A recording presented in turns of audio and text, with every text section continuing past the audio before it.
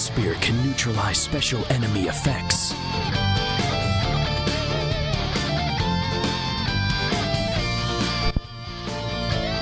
Oh, you probably heard that. Sometimes my microphone makes like a popping sound when I pull it down, because it's one of those flip-up microphones that you flip up to mute, and when it unmutes, it crackles. Well, hi, folks. I missed what Shadow said, because I'm in the process of making a cup of coffee.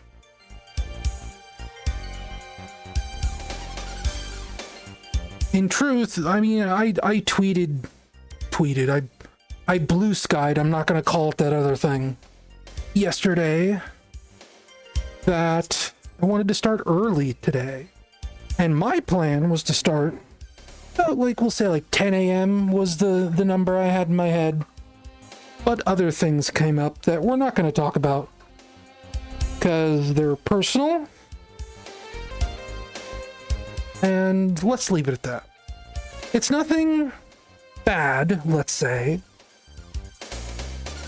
It's just stress. Stress about not having a job yet. And I'm in the process of fixing that, correcting that. The job application count is up to about 51 now. But more importantly, I don't know how many people have this in their neck of the woods. Sorry, I'm bending over right now. Noticed there was kind of a mess under my desk. I'm sweeping it up. I don't know how many people have this in their neck of the woods, but out here in Colorado, we have a program called Workforce. Right? Colorado Workforce. And there's also, like, it's not just Colorado Workforce, it's regional, it's per county. And Workforce, if you can't guess from the name, is almost exclusively centered around helping people find work. Way back in 2015, for those of you who remember, I got my GED. I started working at a thrift store. I was at that thrift store for like 2 years. That was all through Colorado Workforce. They helped me get my education. They helped me get job training. They helped me get what I needed to, work for a living. So yesterday I set up an appointment with Workforce. The appointment is like 10 days from, it's more than 10 days, I think. What is it? It's Wednesday. It is next Friday. So yeah, that's like 10 days. It is the 28th. So 9 days. My bad. But I'm going to go down there, talk to Workforce, talk about job opportunities, what I want from a job. They're going to hopefully see if they can set me up with something. Because I mean, like I said, last time, like, I had to report hours to Workforce. I had to do all this stuff, as part of job training. So hopefully they'll get me straightened out. They'll get me work, and all this problem, all this stress will go away. But that still does leave the question of what I'm going to do about March's rent. That is not something I have figured out yet. Because again, between YouTube and Patreon, the passive income I currently earn there, because I haven't put out a video in a while, I've been working on getting videos out, but with all the stress of everything else, it's just kind of frying my brain a little bit. It's like a job coach center, yeah. They have like if you're homeless, let's say, they have computers you can use to search for jobs. You get assigned caseworkers that will provide you with when I was doing Workforce stuff in 2015, they were just giving me booklets for free bus passes, right? So that if I ever needed to take the bus anywhere, I just had the ability to do that for work or whatever, and that ended up being super useful. About the time we were moving in 2017 and our car broke down, because that meant for my mandated monthly Workforce meetings, I could take the bus 2 towns over to where the Workforce Center was. So I'm really trying to cross my fingers that Workforce will have something for me, some direction to follow, some job training that I'm missing, something. Because, I mean, it's literally, like, if anyone can get me a job, it's them. Like I said, once that happens, all this stress, all this, everything that I'm going through right now will go away. Which leads me back to where I was trying to say earlier. That still leaves the question of March's rent. I don't remember how much I had left over. It wasn't really much left over after February, because the whole thing was, I lowballed the estimate a little bit. I owe $700 in rent a month, and I said I needed $600, right? Because from YouTube and Patreon, I had money to cover the gap. And I raised $650 last month. So I have a little bit more of a gap this month, but not that much of a gap. Not enough to cover the rent for March. And last stream, nobody donated. So, stress. Stress. Lots and lots of stress. But it's fine, I'll survive. I'm moving forward, I'm trying things.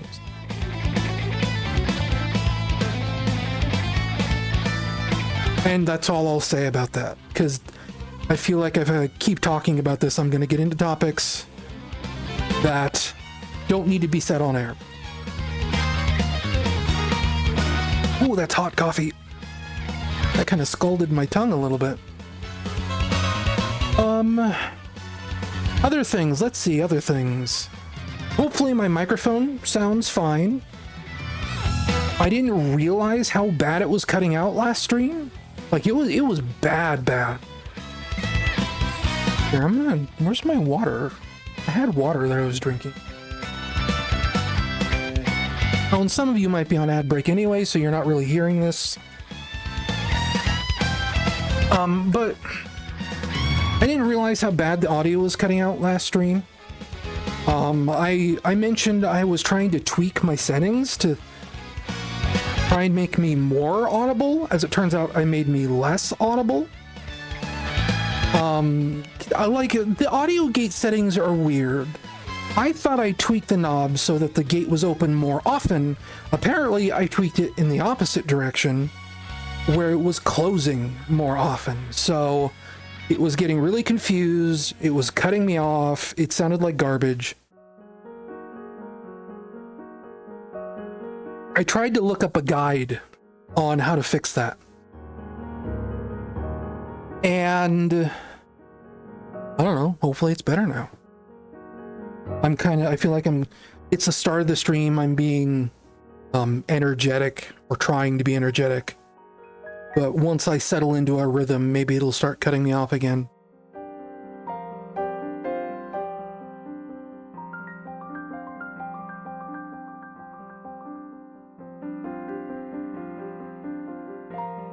Typing some Discord right now.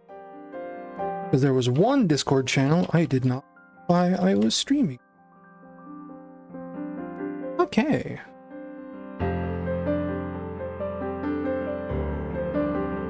But that's you know, like I said, hopefully audio is good. Trying to track down why OBS is crashing so much. I started a thread on the OBS forums, and I think I'm tracking it down. I think it's the audio plugin I use to grab audio from other executables. It's called Win Capture Audio, I think. And I don't know. Apparently, it's just it hasn't been updated in a couple years. I'm still using it for now. With everything else going on between scheduling an appointment with Workforce and stressing out about job stuff and everything else, I I haven't had the energy to reconfigure my OBS just yet.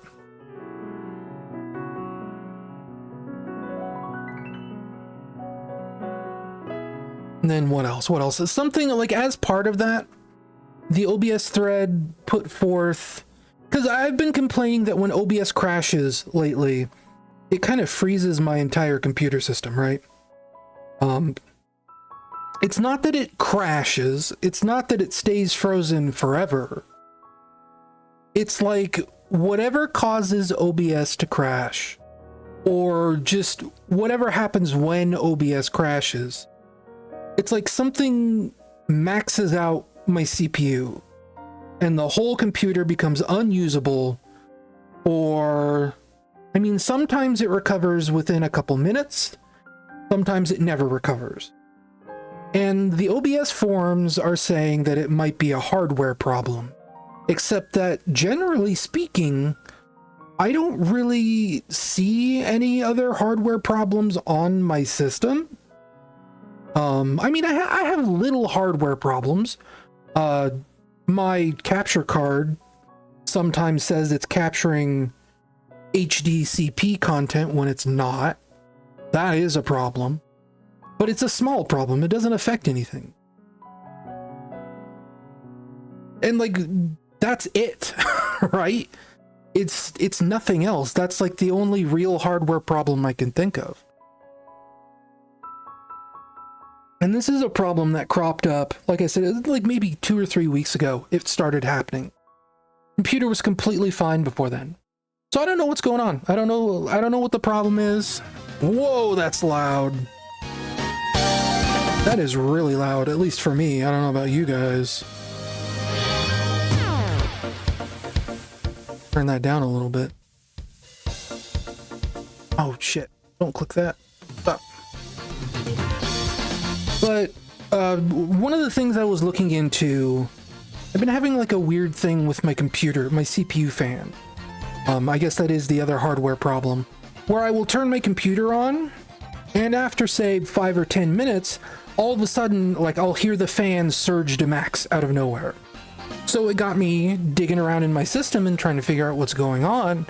As it turns out, my CPU fan is, I guess it's on its way out. It's either really gummed up with dirt and dust and grime, or something else. When the computer first turns on, the fan doesn't start spinning. The fan is completely seized up. If I physically touch it, the fan will start spinning. And when I hear like the fan surge up and get really loud all of a sudden, that's because the CPU is getting warm enough where it kicks the fan into high gear. And that much RPM, that much power in the motor finally gets it spinning again so that it gets past whatever is seizing up the gears. So I've ordered a new CPU fan cooler. It should have been here yesterday, but for whatever reason, Amazon decided to send it to my old address in Nevada. So I had to contact my brother and, get that sorted out. He's gonna send that fan in for a refund, and then I'm just gonna order a brand new fan that should be here maybe by tomorrow. And it should be hopefully relatively simple to swap. These fans are pretty cheap. Even the highest quality ones you can buy are under $20. So, because it's just the fan part. It's not the whole apparatus. It's not the aluminum fins or the copper pipes or anything like that. It's just the plastic fan part. And the fans are so cheap that Amazon sells them in like packs of 3 for $11. And I bought like the most expensive fan they had, like the brand name super recommended one, like the highest quality you can get, and it was $15. So I'm not exactly breaking the bank here, and it will it'll at least fix whatever that problem is. I don't know if it will fix my OBS crashing as often as it does, but we'll get there. It could just be this stupid audio plugin that I'm still using.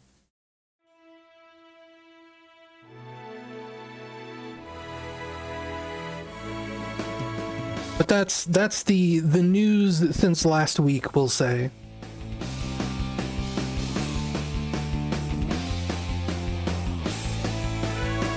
This coffee needs more sugar, but unfortunately, when I got groceries yesterday,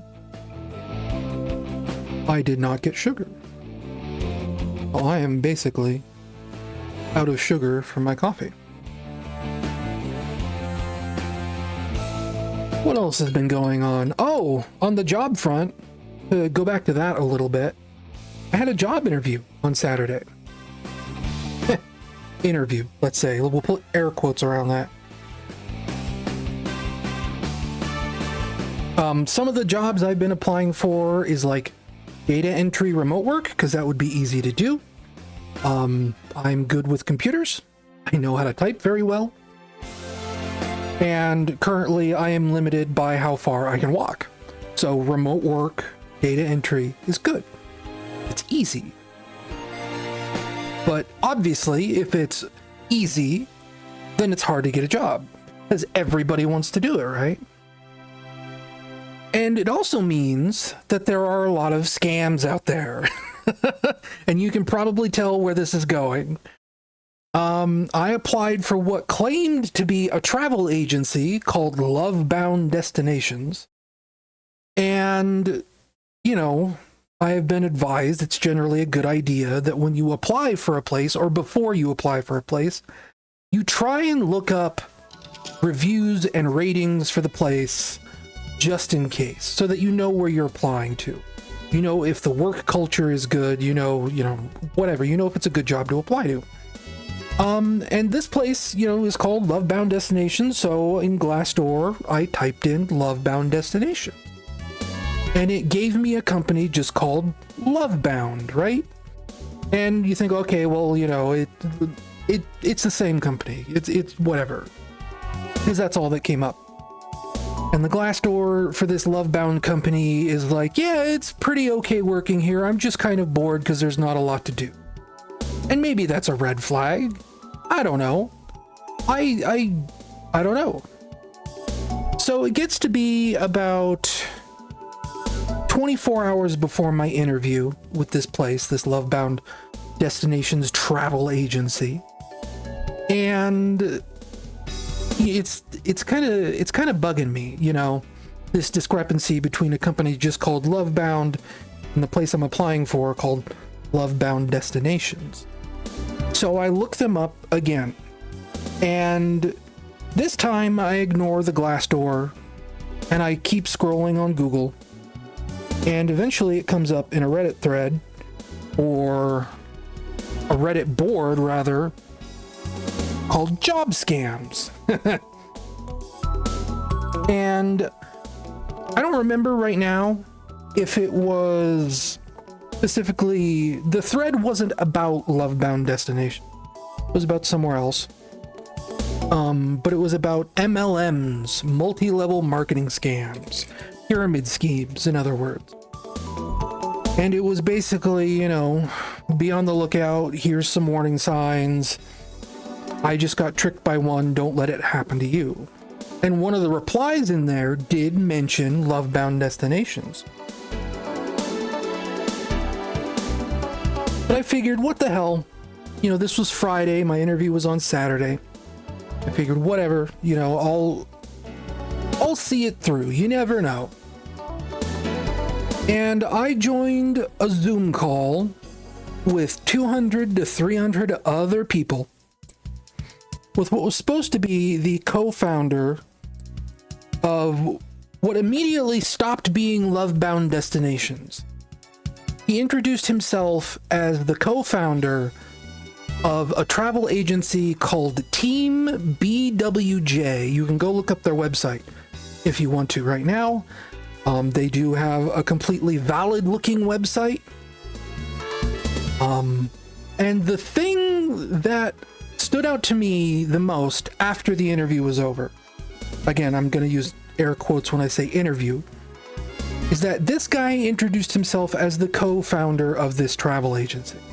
He gave us this big long story about how his uncle founded the company in 1995, and all this story about how they were so successful.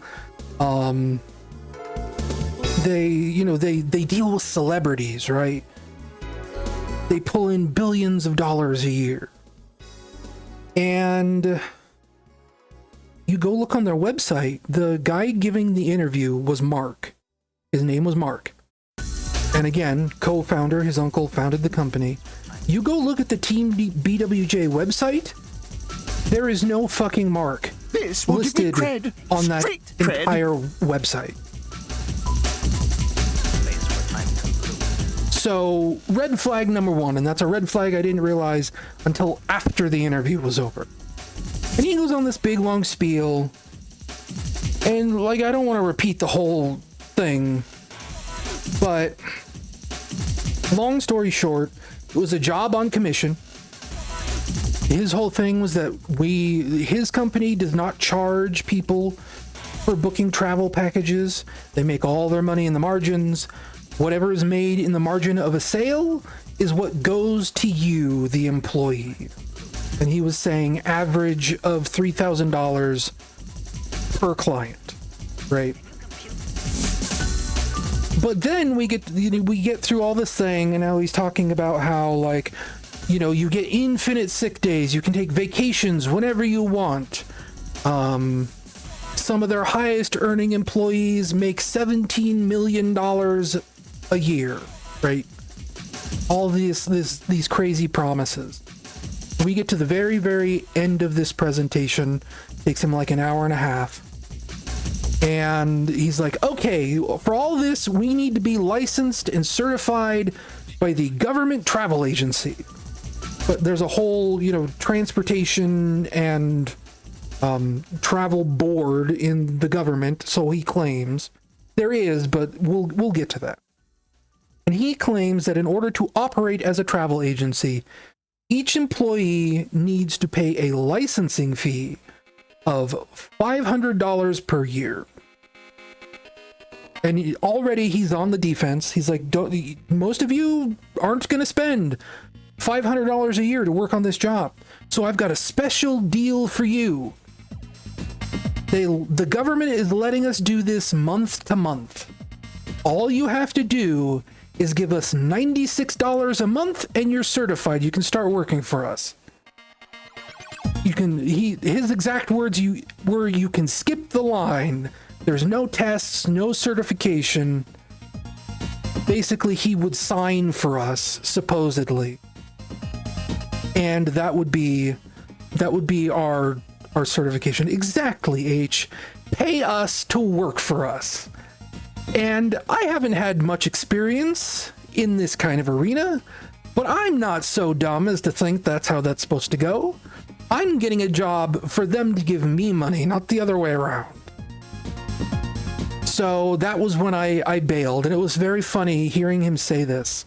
Because again, we're in a Zoom call, and like the weird thing about this Zoom call is the entire time he's talking like he's talking to other people, like he's taking questions from the chat, or like other people are speaking to him. And I actually went through all 200 to 300 people that were in that call with me. Everybody but him was muted, forcibly muted. None of us could talk, but he was constantly like replying to us as if he was hearing other people ask him questions, or like he was reading things from the chat. And nobody was doing that. There was no capacity to do that. There was text chat. I mean, like, full disclosure here, I recorded the whole thing. I have a video of the entire presentation. Matt actually has a link to that, or he should, if he looked at the thing that I linked that a few days ago. Matt is my cousin. Matt lives 15 minutes away from, not even 15, he lives like 5 minutes away, if that. But I recorded the whole thing because I knew going in if it was going to be a scam. I also just like to have personal records of things like that. I know you're supposed to ask people before you do that, but do I have to ask people if it's for my own personal recollection? Probably not, right? Like, you don't have to ask professors if you're recording a lecture, right? I'm not, like, distributing this publicly.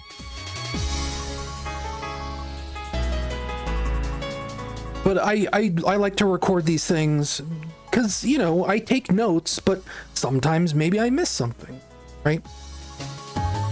But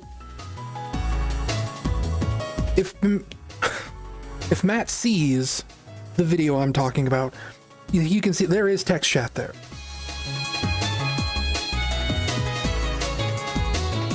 Yeah, no, like, I don't blame you for not watching the actual recording. Like, it is bullshit. It is dog shit. Like, the guy was a scammer. You don't have to watch an hour and 28 minutes or however long that recording was, or even a minute.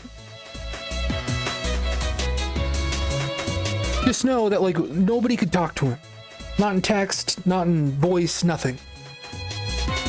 And what was really scummy is, like, I feel really bad for some of the people in that call. I don't know if they were plants or not. Again, everybody was muted, but he would actually, like, he could see everyone in the call, and he would, like, call out specific names. And there was this one lady in there named Rachel. And he kept talking to her. He kept using her for examples. And every time he would bring up her name, she would smile real big. And she'd, like, laugh along with him. I don't know. Like I said, she could have been a plant. That could have just been his wife, for all I know. Or maybe she just thought he was making eyes at her. But that was the interview I had on Saturday. It was complete garbage. But all it did was waste an hour and a half of my life. Like, nothing bad happened to me. I didn't get scammed. I didn't sign up for the MLM. It's not good, but it's not bad. It could have been worse, we'll say. And one thing that soothes me in all this, you know, I have spoken to a lot of different friends. Who, you know, friends who do remote work, who do, like, data entry and things like that. That's why I'm trying to get into that, because I know people who do that and they're happy with it. Or they do, like, call center stuff that they do from home. It's good work. And a lot of them, like 3 or 4 people at least, maybe even like 5 people are all like, yep, that happened to me. That happened to me more than once.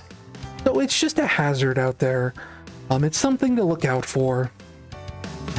Even well-meaning, intelligent people fall for stupid bullshit like this. That doesn't mean it's a good thing. You just gotta be diligent, and when it happens, you just gotta... The numbers don't lie, and they spell disaster for you. Well, hopefully they don't spell disaster for me.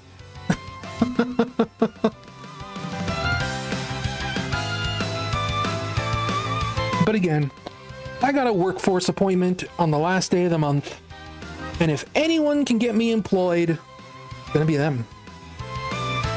We just gotta cross our fingers and keep on surviving. Food, please.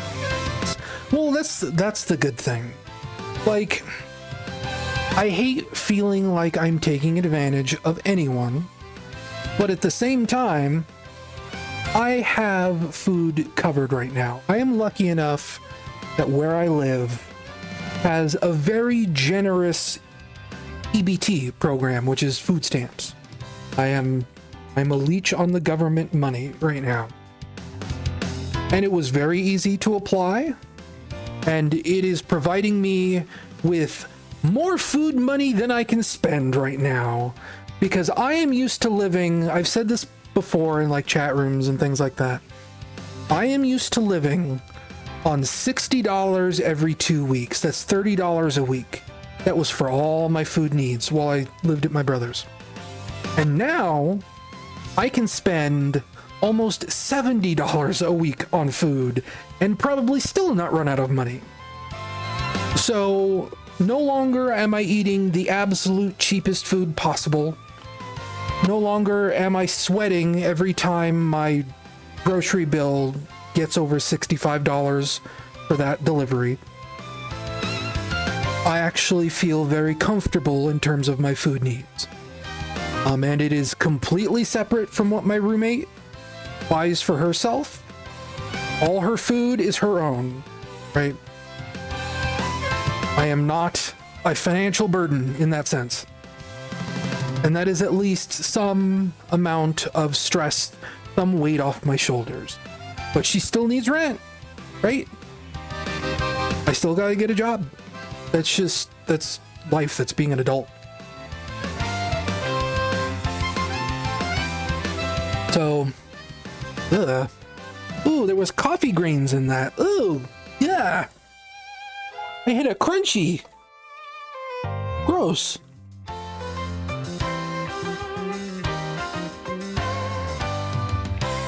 Will she take Amazon gift cards?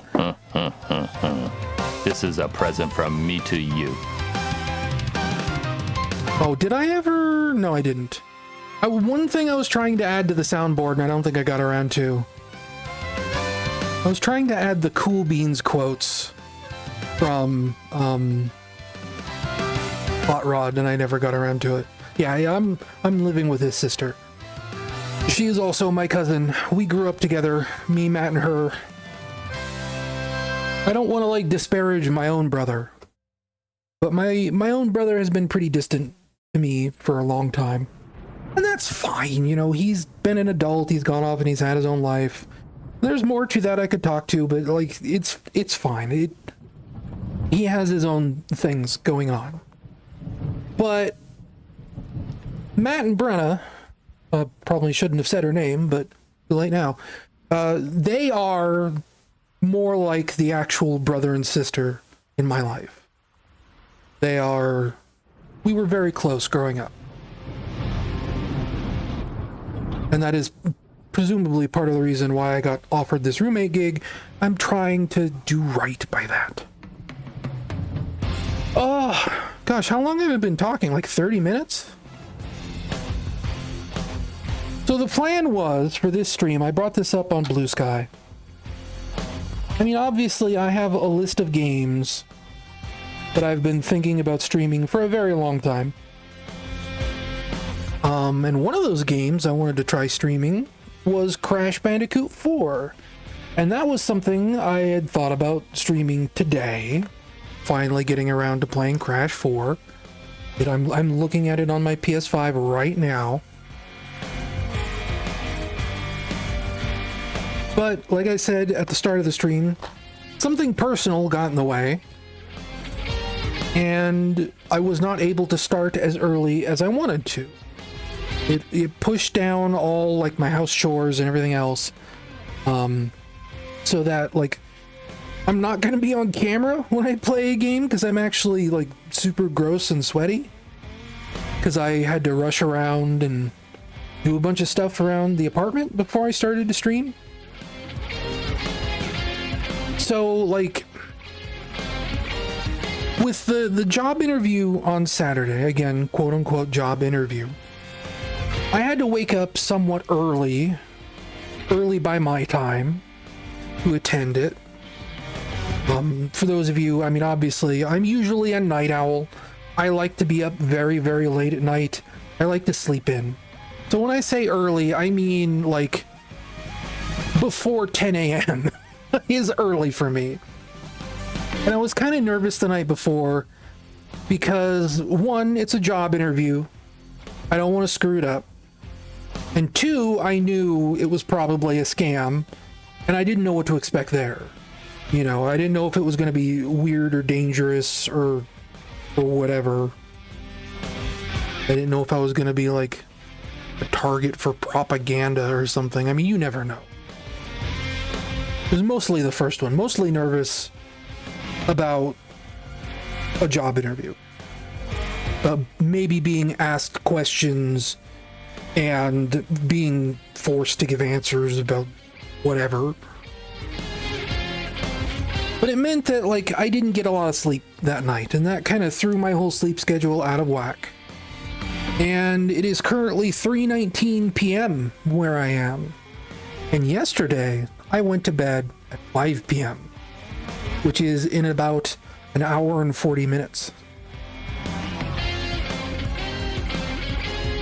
So between rushing around the apartment, doing chores in an hour or two, and everything else going on today, I'm a little worn out. I don't know if I have it in me to start playing Crash Bandicoot 4, but I also just chugged an entire cup of coffee. So I'm gonna be up for a while. This might be a weird stream.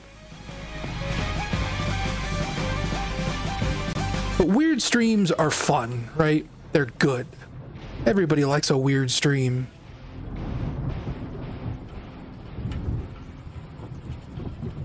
Well, I mean, it's Crash Bandicoot. Crash Bandicoot games are not easy. Naughty Dog games are not easy. And Crash Bandicoot 4 is not a Naughty Dog game, but it is living in the shadow of a Naughty Dog game. And those games, like the whole ebb and flow of a Crash Bandicoot game, is to have a level where they give you like 40 lives, and then they give you a level where you spend all those 40 lives trying to survive. That's the ebb and flow of Crash Bandicoot. One really easy level followed by one really hard level.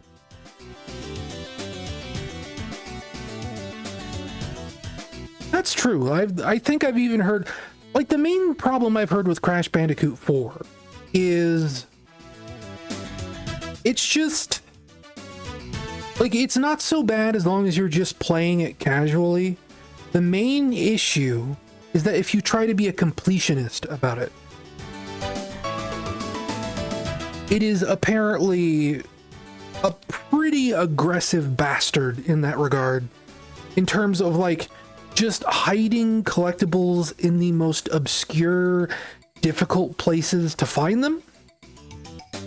And I have very good news on that front. I don't care. I have never, like, the amount of games I have gone for 100% completion in can be counted on my fingers, right? It's like Super Mario World, Donkey Kong Country, Donkey Kong Country 2. I mean, I guess we could say that the Sonic games, so Sonic 1, 2, 3, and Knuckles. But for some reason, I don't feel like those count. Like, getting 100% completion isn't really like a huge deal in a Sonic game. That feels like that's just what they expect you to do. You're supposed to get the Chaos Emeralds. You're supposed to get the quote-unquote secret ending that isn't actually a secret. But beyond that, it's like, for a time I was trying to go for 100% completion in Super Mario 64. I didn't get it. I tried to go for 100% completion in Sonic Adventure. I didn't get it. I didn't get it in Sonic Adventure 2. I got 100% completion in Symphony of the Night, in Nights into Dreams, New Super Mario Brothers for the DS,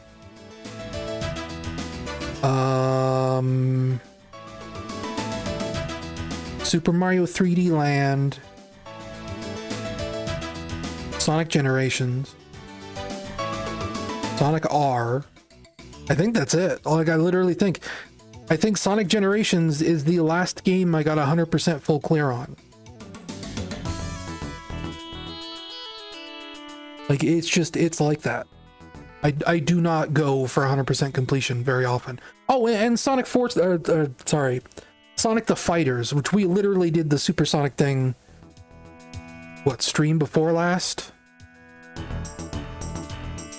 Again, that's like maybe 12 games out of, you know, over 1,000 I've played in my life. I do not go for 100% completion very often. So it's not really that big of a deal if I ignore all the collectibles in Crash Bandicoot 4. I think. I don't think that's a huge deal.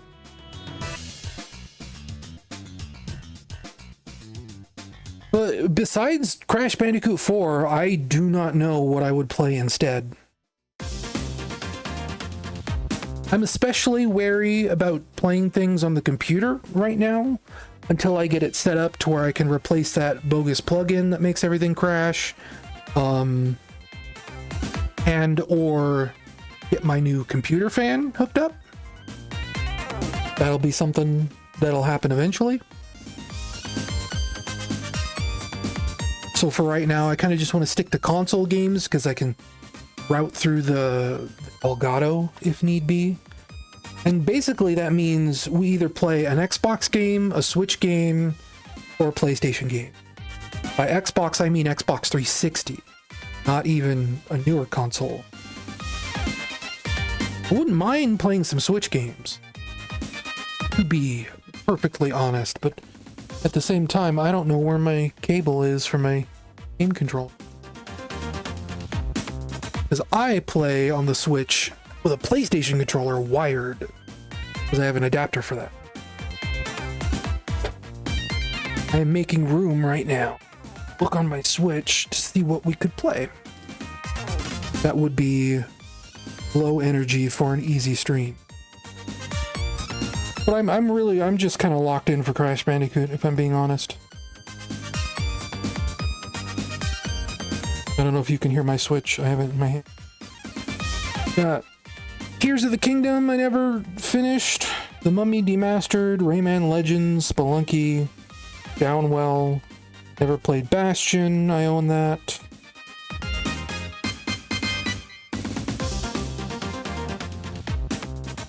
A bunch of games that I've already played to death that we could just try more of. Mario Kart 8, Fast Remix, Speed Hot Pursuit, Burnout Paradise, Hot Shot Racing, Pedal Crash, Dicey Dungeons, Doom 1 and 2, Doom 64, Cosmic Star Heroine, whatever, Torchlight 2. Got some retro games. I got the Castlevania collection, the Mega Man X collection, some Neo Geo games like Metal Slug 2, Neo Turf Masters. I don't know. I'll just play Crash Bandicoot 4. Screw it. We'll see how far I can get before I fall unconscious.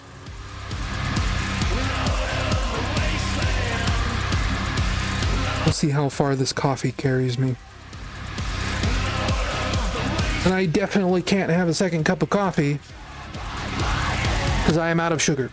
Like, I actually just used, well, I have a tiny little bit. But it's the kind, it's enough that it's not coming out of the thing. It's not even like a spoonful anyway. Just put it. How about we switch over to the PlayStation?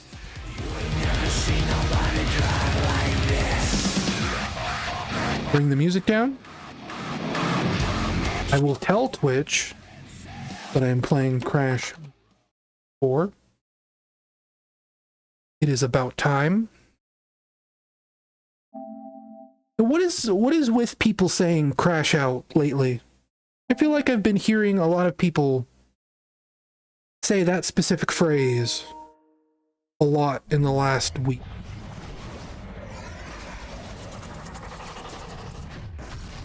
They're like a thing I'm not getting.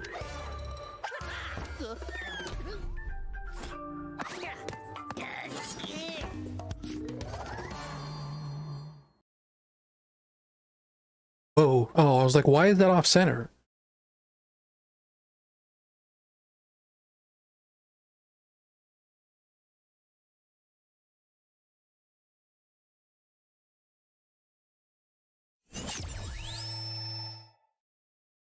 Now I did at least, I forget what it was.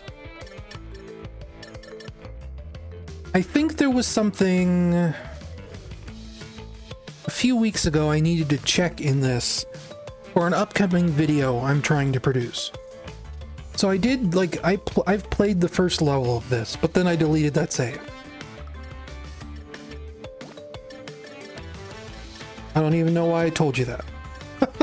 I played one level of this game like a month ago. And we're gonna do modern mode. Because of course, I would like to have infinite lives. Like I said, no camera this time.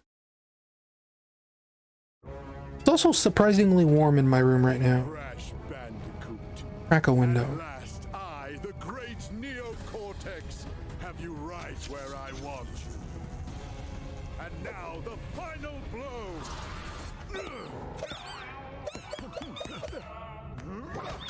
Hush, simpleton.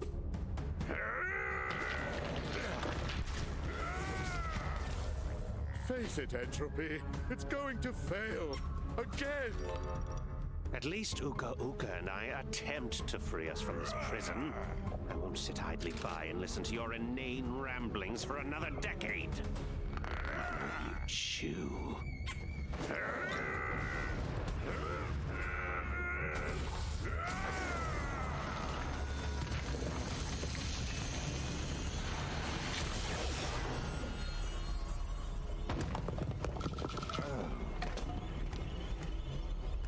Is he dead?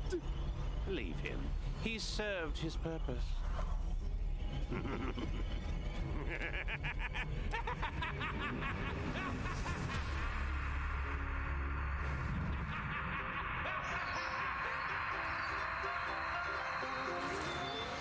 A great power has awoken. Crash, I fear it portends an event of reality-shattering proportions. I feel it emanating from Insanity Peak. Quickly, we must go! Crash! Crash!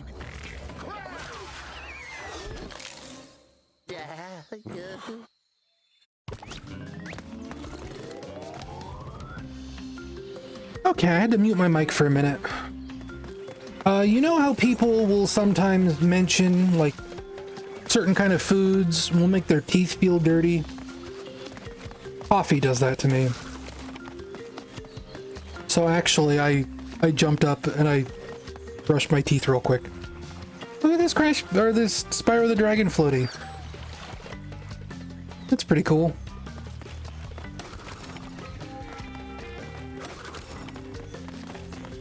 Oh, I just noticed the little drawing on the fridge. That's cute.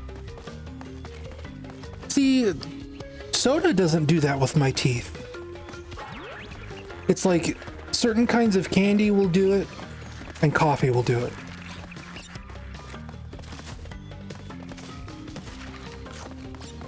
It's like, it's really bad with coffee. With candy, it'll be the thing where like an hour or two after I have candy, it'll be like, oh, my teeth feel gross. But with coffee, it's like, it's almost instant.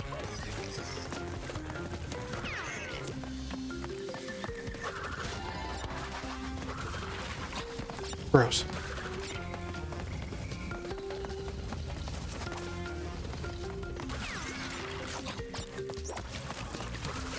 Whoops.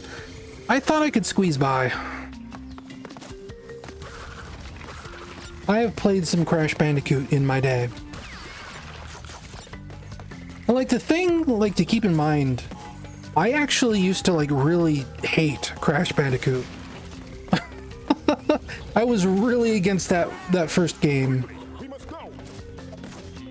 Because in my mind, Crash Bandicoot was just a Sonic the Hedgehog ripoff, right?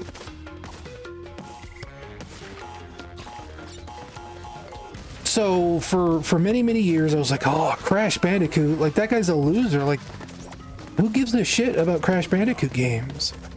And then when I finally got my PlayStation in like 1997 or whatever, one of the games my mom bought for me with it was the first Crash Bandicoot. And even then, like for years, like, you know, it's Christmas morning. You you smile, you'd be like, oh, cool, Crash Bandicoot. But like, even then, deep down in my heart, I was like, ugh, this fucking game, right? It wasn't until... when would it have been? Must have been like 2001, 2002? Well, like 4 or 5 years after I got the game. I was up real late one night, chatting with friends, and they were like kind of bugging me about it. They're like, you don't like Crash Bandicoot? Are you insane? I was like, I finally decided to like give the game a shot. And that night, I played all of Crash Bandicoot 1 from start to finish in one sitting. And you know what? First Crash Bandicoot game, pretty alright. It's actually not so bad. And since then, I have also played and finished the second Crash Bandicoot game. And then skipped the third one because the third one didn't seem to be very good to me. The third one feels a lot more like... I guess the comparison would be that Crash Bandicoot 3 feels kind of like what Donkey Kong Country 3 feels like. Which is that it's this... Whoops, I took my hands off the controller to rub my nose. It's this game that feels kind of like leftovers. Stuff that wasn't good enough for the first two games. And it also feels like a game that is made begrudgingly. Like, they knew the PlayStation 2 was coming, but they had to still make a game for the previous console anyway, right? So it's just kind of got this vibe of like, maybe people don't really want to be working on it. Maybe they're kind of tired of Crash Bandicoot, but they are contractually obligated to produce 3 games. So here's the third game, and it just ends up feeling like a little bit more of a kid's game, I guess. It's a lot more wacky voices, and you know, they lean really hard into their animation tech, having these cutscenes with like emotive faces and whatever else. And it just it didn't grab me. I didn't like Crash Bandicoot 3. I probably played like about 25% of that game, maybe less.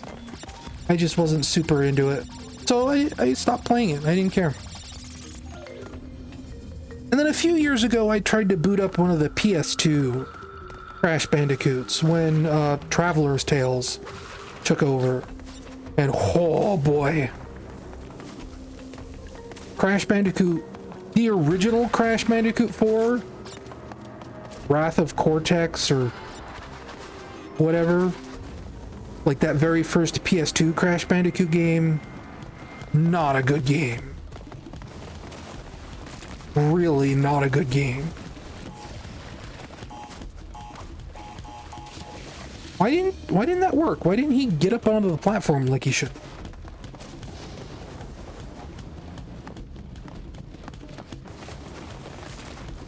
But like, the animations in that game are like so stiff and awkward, and like Crash himself looks ridiculous. Like, the art in that game is terrible. It looks like they just made a high polygon version of a PS1 game, and I mean that in like the meanest way possible. It is like a motion smoothing filter applied to a whole 3D game. It's not like motion smoothing, like an emulator smoothing filter. Crash looks like so blobby and weird in that game.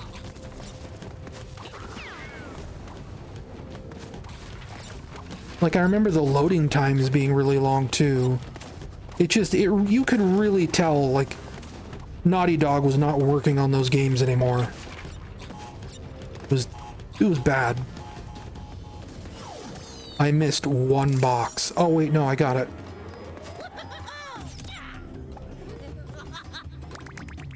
I have heard good things about Twinsanity. Twinsanity has a lot of fans who really like that game. Maybe not for the gameplay, but for everything around the gameplay. All the weird cutscenes and story stuff and whatever else. I have played a demo of Crash of the Titans. The nicest thing I can say is that I don't think I hated it. I remember thinking it was slightly interesting, but it felt very budget. Felt like they were trying to make the best with very little. But at least it had like a unique art style. At least it was going for something new and interesting. It wasn't just, we made a worst Crash Bandicoot 3, you know? There's at least something to that, which is, you know, this game right here is a little more unique than that too. Especially as we get into it. I know a little bit about this game and some of the mechanics it develops later on with, I think, like letting you wear different masks that enable different effects inside of levels. Remember right? Something like that? Spoilers?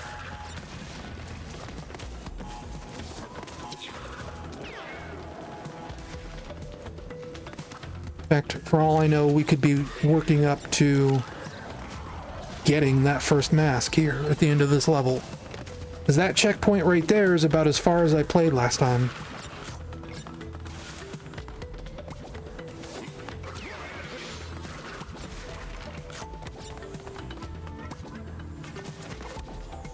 Because I knew I was going to be doing this stream and I didn't want to like spoil too much more of the game for me.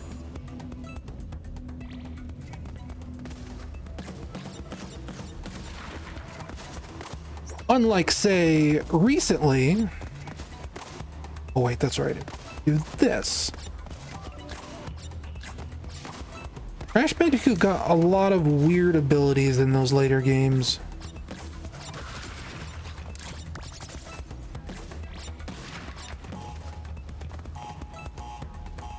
But recently, I have also off-stream, again, for video capture for an upcoming video, I needed footage of the Spyro the Dragon game. So I tried playing the PS1 version, or I'm getting ahead of myself. I installed the Spyro Remastered Trilogy for PC, and I recorded a decent amount of that. Like, I don't know, what was that, like 10 minutes, the first couple levels? And then I tried to get comparable footage of the PS1 version, just because I wanted to double check something that ended up not really being true. And it's kind of hard to go back to the PS1 version of that game after playing the remaster.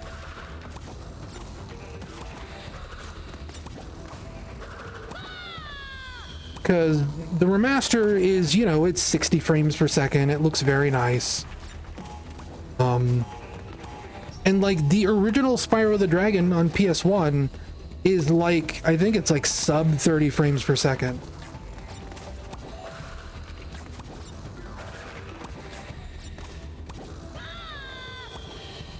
So, you know, a little tricky, a little tough to deal with. I'm the kind of guy, you know, I like retro games. I can hang with a bad frame rate. I think I need to stop double jumping. I think I just need to commit to one jump. Because I'm losing time here trying to double jump between all these platforms. Well, that was just doomed to failure no matter what.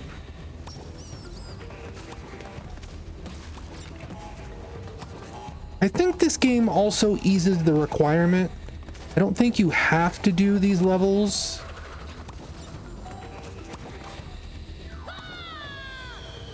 In the original Crash Bandicoot, not only did you have to get every single crate, you had to finish the level without dying.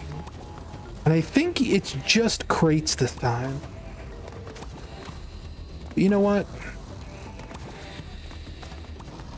Well, wait a minute. If I could do it that easily, why am I panicking doing it like this? Because dumb shit like that keeps happening. But I literally proved that I could just do it. I just need to take it like one step at a time. Like, do this, this, fudge. It's the TNT crate that's gonna throw me. And it's gonna end up where I don't even have all the crates anyways. I don't know if I should bother.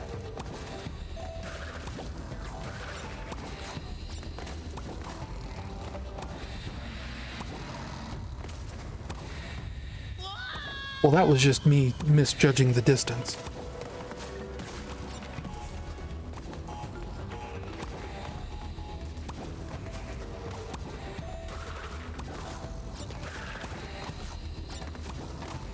Okay. The thing is, I feel like these cycles aren't universal. It feels like sometimes one of them, like, it pops faster sometimes. Am I crazy?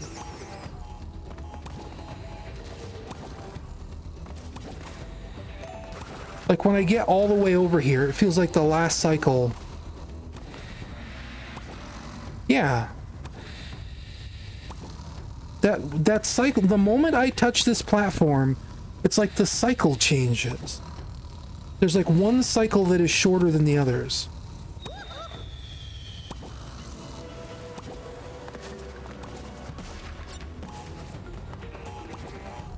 And it messes with my timing. Oh, cool, I got telefragged that time. I didn't know that could happen. I'm gonna give this 3 more tries. 2 more tries? It is insane that they telefrag you.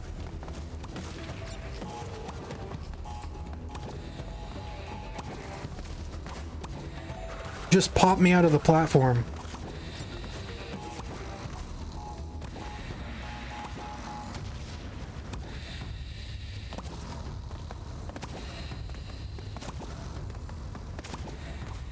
Okay. 1 row down.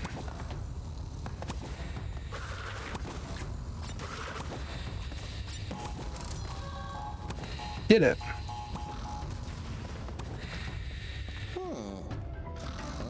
Easy. First try.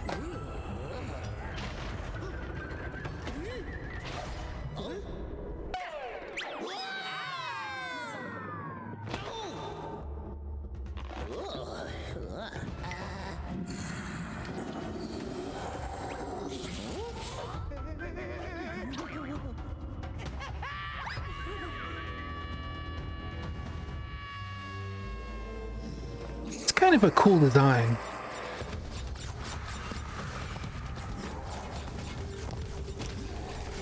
Now, is that a shockwave I have to jump over? Probably, right?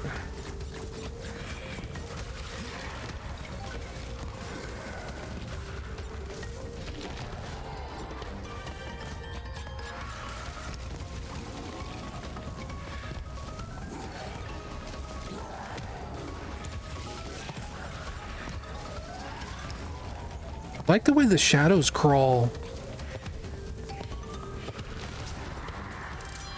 Oh! Oh!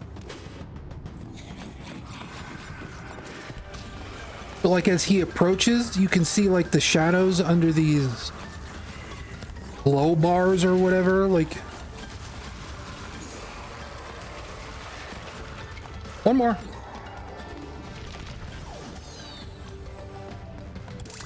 I did it.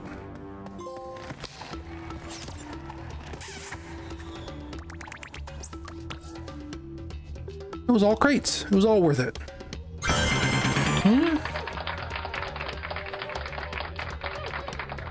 Setsune W tipped $20. A bump towards rent since I couldn't during the Blaze-a-thon. Thank you. Thank you for the donation, Setsune.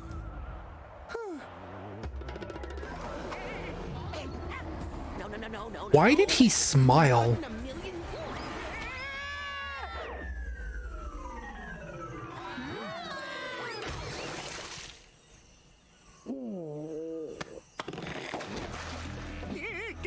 Get him off. Crash, who's that? Lani Loli? If the quantum masks have returned, then... Is that a quantum rift? Oh, hey, it's what's his name? It appears to be adorable. It's Raz. Yes, yes, the kind we keep shut. We have to go through, find my siblings, and fix this before some putz with a big evil plan and a bigger ego does something monumentally stupid. And Zim. Uka Uka unknowingly paved the way for our bright future. Once my rift generator is complete, dominion over all of time and space will be within our grasp. Engine, embryo, you had some little projects you wanted to tell me about? Master, my mechanical marvel could hypnotize you and I. And my potion will make me and them unstoppable. Right, yeah, fine, sure. Have fun with your ray guns or whatever. Hasten your steps. By my calculations, our enemies are already moving against us, and we will prevail. I really do not like Entropy's design. I'm sorry.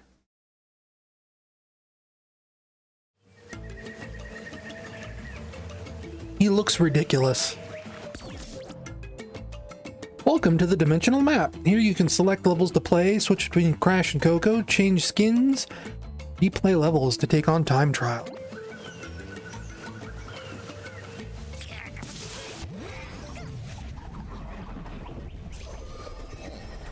Gosh, this is a pretty game.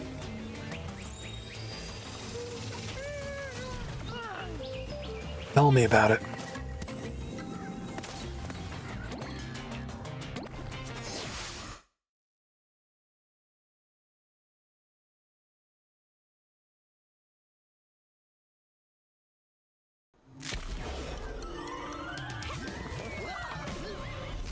So, we need the other masks to close the rifts? Correct. Now, my brother Akano is around here somewhere. Welcome to the show, your precious man. Behold the aforementioned putz. Don't worry. We have a thing where we fight, he loses. It's a well-established dynamic. Not this time. Backstage pass for you to get up close and personal with my weapon of mass percussion. Come ready to rock.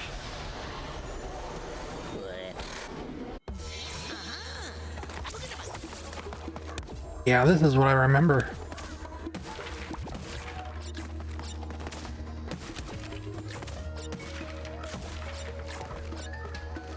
Being able to like swap between dimensions.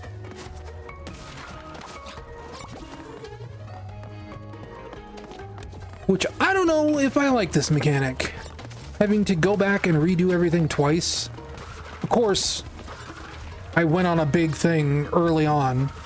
I was like, yeah, I'm not a completionist. And now I'm making an effort to like get every single box. For now. Oh my gosh, are you kidding?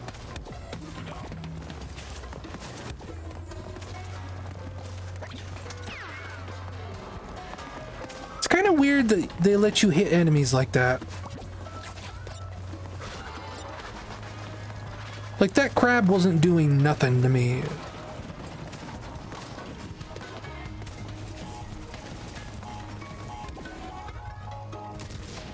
Huh. What the...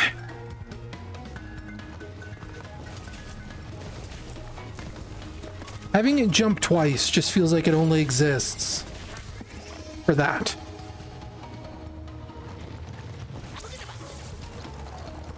See, to your point that Entropy looks too normal, I think he looks too... I don't know, you'd have to see like a wide shot of his entire body. Like, he's wearing this weird looking armor where he's like basically one giant clock. And I think that's weird. Now, nitro crates explode on touch. Can I walk through them when they're like this? I can't. Well, then that's easy.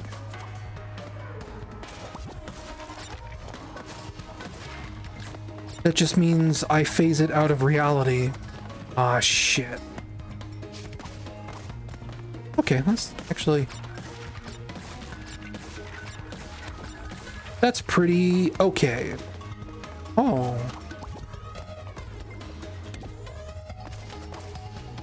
But usually there's a crate later on in the level where I just... It destroys all the nitro crates for me.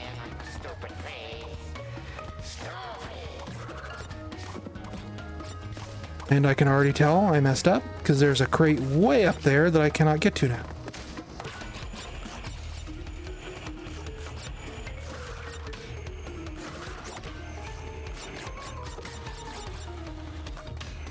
Hang on. Whoa.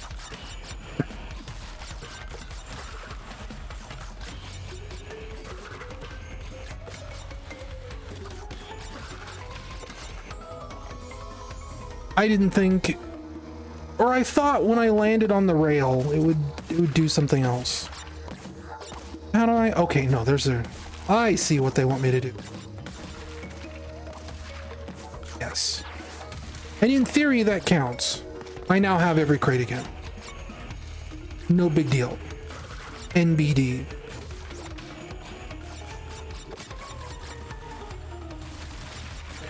But when I landed on the rail last time, I kind of halfway expected it to drop me down for whatever dumb reason. When it didn't do that, I got kind of confused.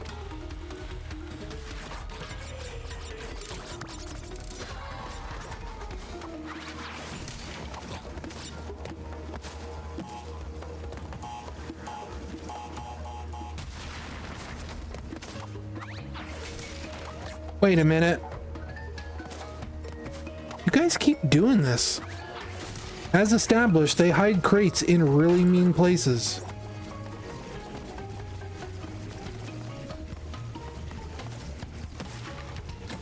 So I think this is officially where I stop trying to go for every single crate.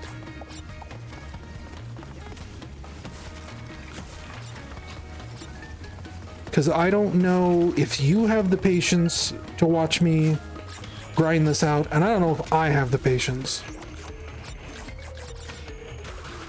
Especially hearing that even like diehard Crash Bandicoot fans really hate going for the 100% in this game.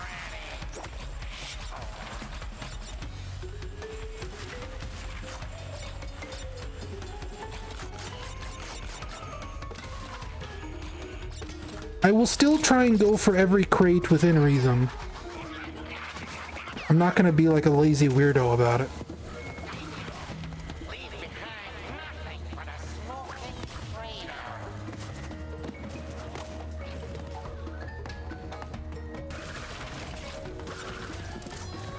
Because there's also like unlocks tied to getting certain amounts of crates, I think.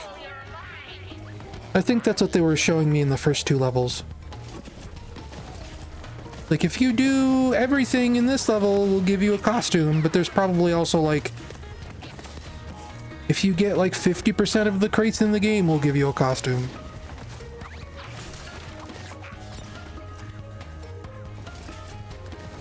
Yeah, I personally remember the Some Call Me Johnny video about this. And he was also, he does, you know, whole marathons on a series, right? So he got to Crash Bandicoot 4 after playing Crash Bandicoot 1, 2, and 3. He was like, yeah, this game made me more mad than I think any game I've ever played. And you know, if you watch Johnny powers through some pretty gnarly games sometimes.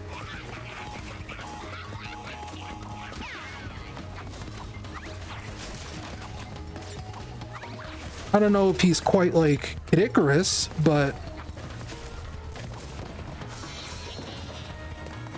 I still think probably nothing to be sneezed at, you know?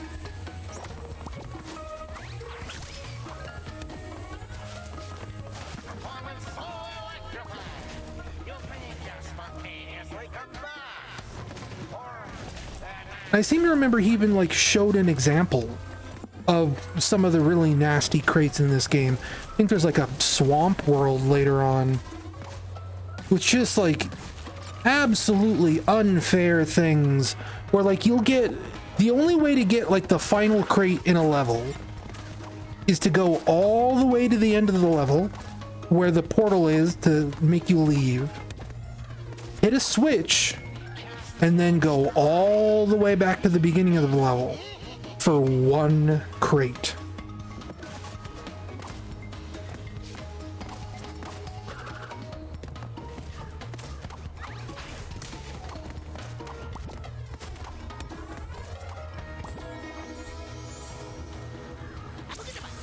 They still let you telefrag yourself. Very nice.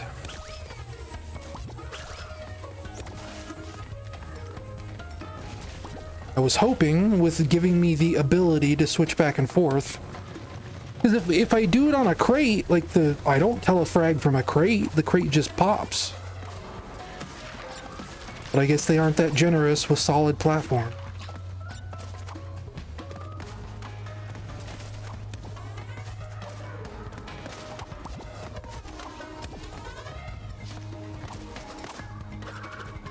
Yeah, I'm not going for that. I'll give it one more try.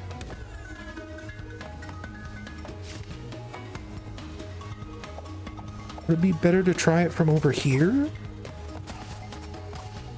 No, I can't get enough height.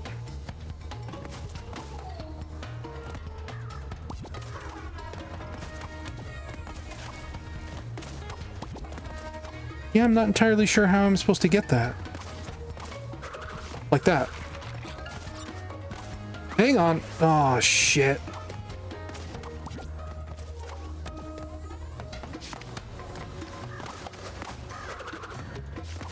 Now, how do I get that? Was I probably supposed to bounce on those crates? Oh, well.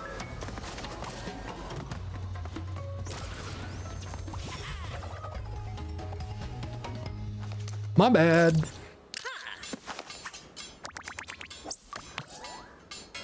Yeah, I guess it's like if you do everything in a level, you get a skin.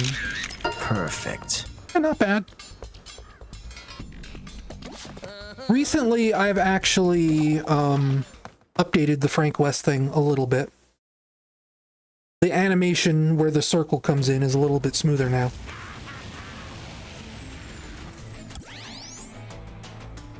Because I actually used a little bit of math this time, instead of just kind of eyeballing it.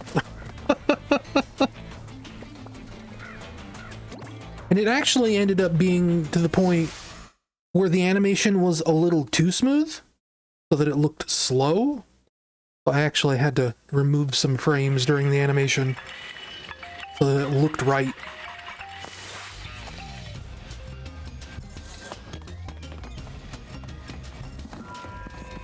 Is that a VHS tape? Flashback tape? What is that?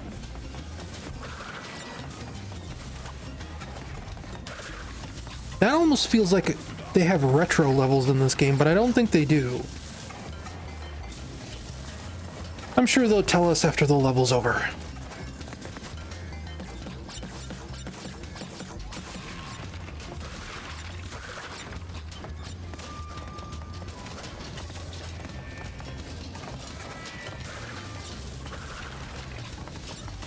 It's weird that engine would be behind this part of the game.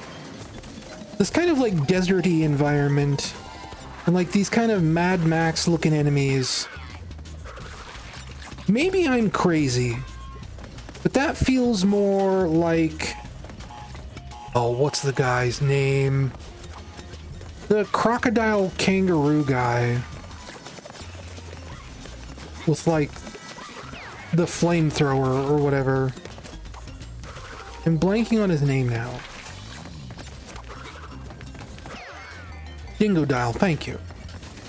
That's his name.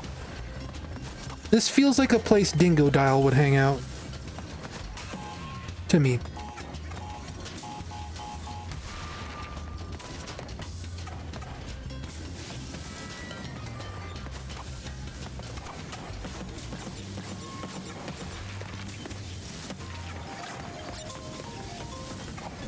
Oh. I mean, look at that. That's even like... Is that the... That's not the boss I'm gonna face, is it? That's like... Cortex, but he's like a mutant furry?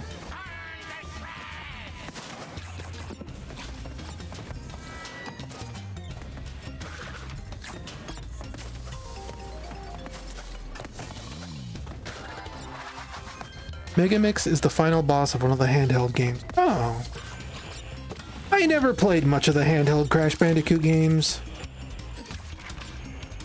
I think I've played probably the most of the first one. I don't remember what that one's called. I don't know if it's the Huge Adventure or what. He headlined the Mad Max season of Crash Team Racing? I don't remember that.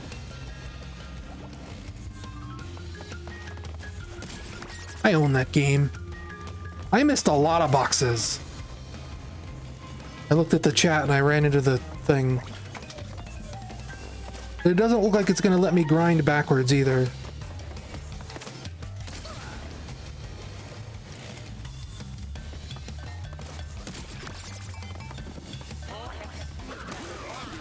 But I guess that's also true. Like, you say you skipped that season. Towards the end, I was starting to skip a lot of seasons in that game. I did not want a live service in my Crash Bandicoot Kart Racer. I also just didn't like the Crash Team Racing remake slash remaster.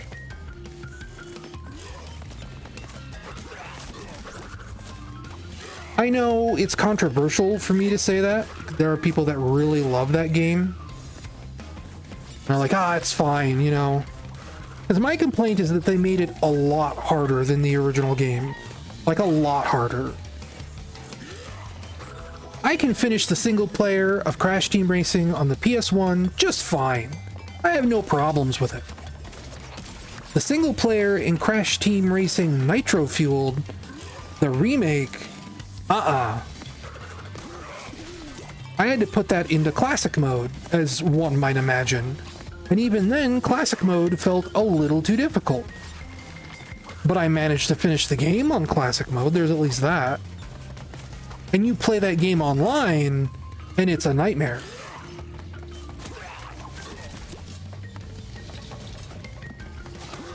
Everyone you meet online in that game, there's two classes of racers.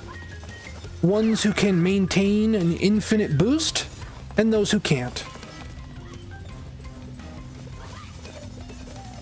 So you'll get like a pack of racers in first, second, third, and maybe fourth place. And then everybody from fifth place downwards is getting lapped over and over and over again by the first four racers. And I mean lapped. That's not an exaggeration. That's not me sugarcoating it. It is literally that the first four racers in an online match of Crash Team Racing are, you know, 2 to 3 laps ahead of everyone else who is just playing the game normally. Whoops. Like, I really wanted to like that game, and it fought me, and I lost.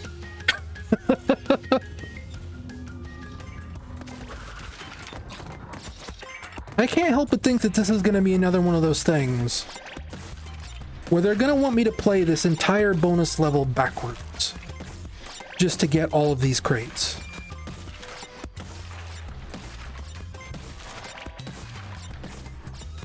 Like, there will be a switch I hit at the end of this. They're going to be like, okay, now do it all in reverse. You shouldn't have broken all these crates, you dumbass.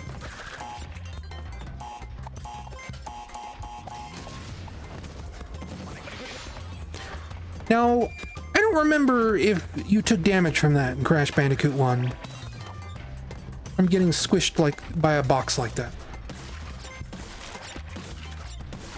And see, now how do I get back?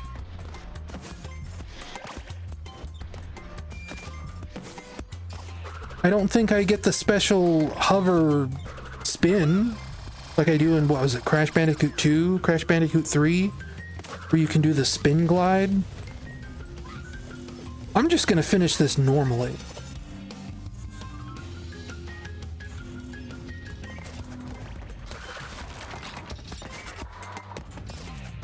He says, explicitly not finishing this normally. So I should skip a box here.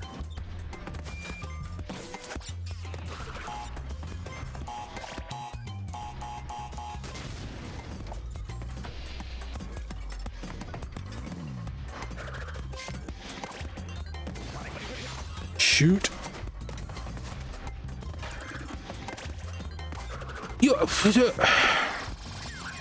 I know how to do this now. I'm just hurting myself.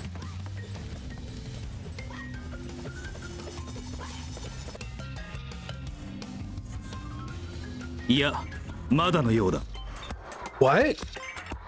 Shadow, that wasn't English. What? That's not supposed to be in there. That must have... Now I'm all off my game. I don't know what that was. There must have been an untranslated line in the pack that I downloaded that is just him saying his raw Japanese line still.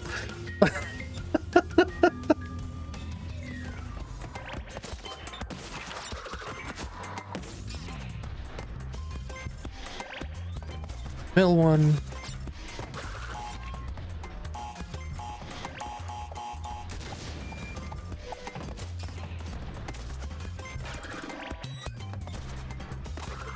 Why?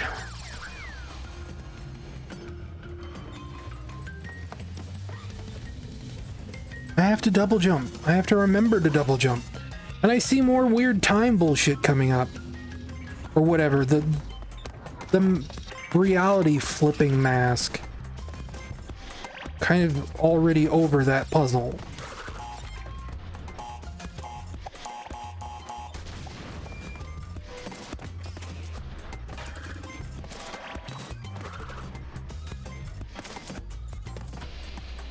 Okay, 1, 2, 3.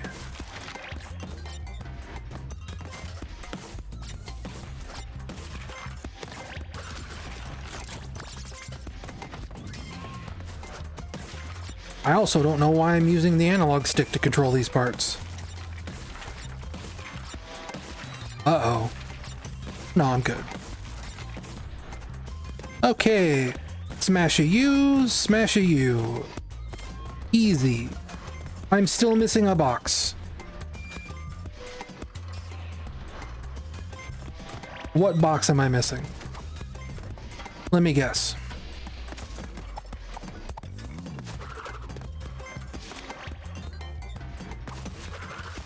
Uh-huh. I'm on to you.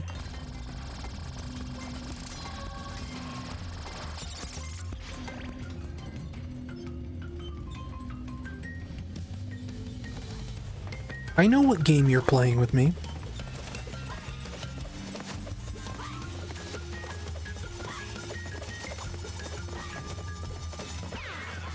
Do it. I still got it. Now let me guess.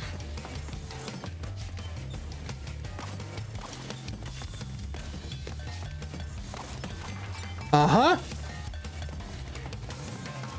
Uh-huh.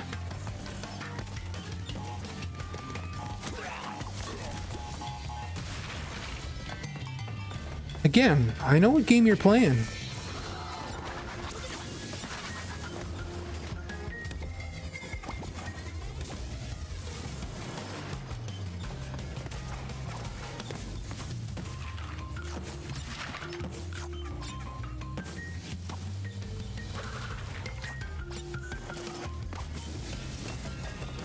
Check that out. I didn't even get hit by the fire. Whoa! Wrong button! Hubris detected. Now, is that a platform over there? It is. Because there's a hazard over there.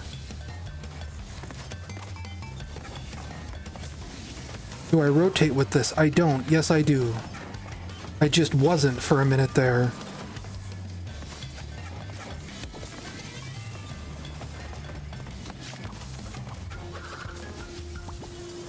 Oh. Okay. Sure. Worry about it. It's fine. Yeah, see, when I land on a specific part of that, it's okay.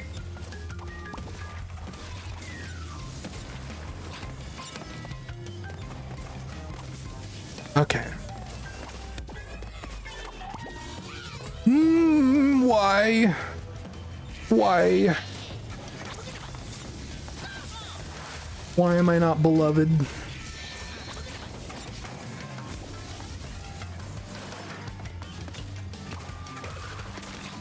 Whoops.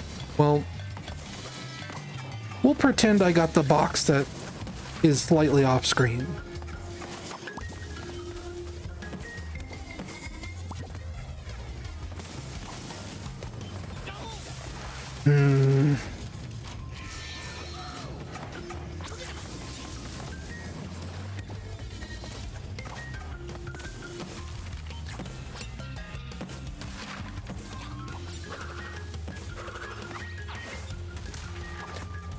Feels like they really nerfed the belly flop speed.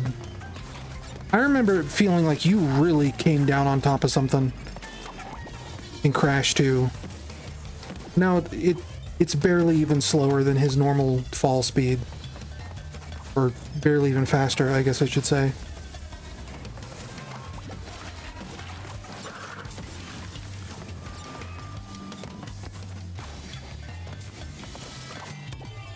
You know, it would be nice, right about now, Crash Bandicoot 4, if you gave me a freebie Aku Aku mask, like you sometimes do, to take pity on a poor player.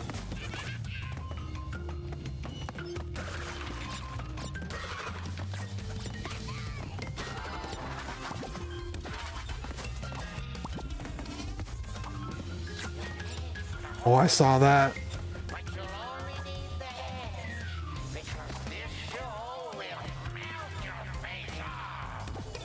But I straight up can't even reach that. I must have to like go around like here.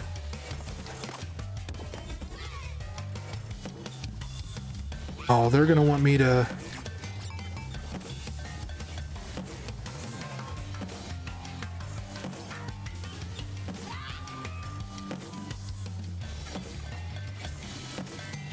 I don't want to do this, but I'm gonna try it. We'll give it one shot.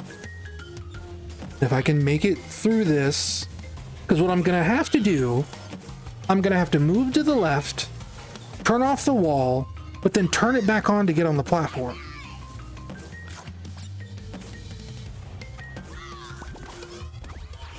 Why I did not push that button.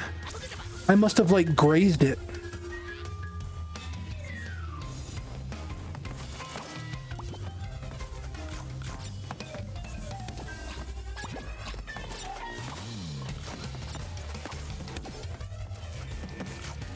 Okay.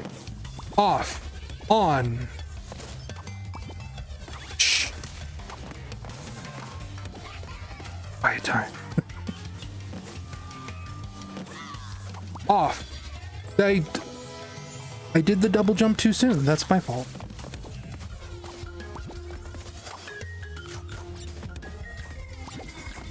I guess the ground rule here will be I will do things that I think I can do. Okay. Off. On. Super jump. On. Oh, this is gonna be nasty.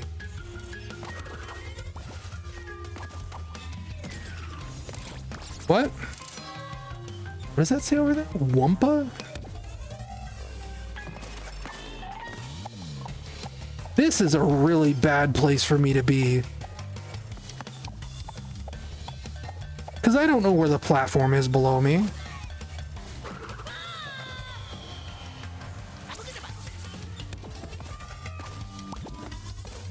Why would I even try that? That is completely stupid of me. Okay. Nope, already messed it up. Only on the second world.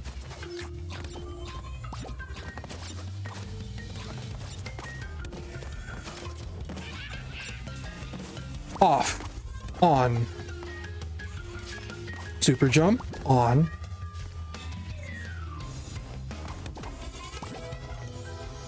Hello, frag.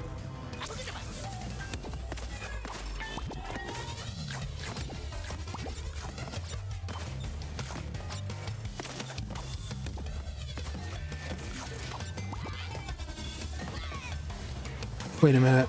No. Already messed it up, but I can recover. It's okay. It's good. Off. Double jump. On. Super jump. Switch. Super jump.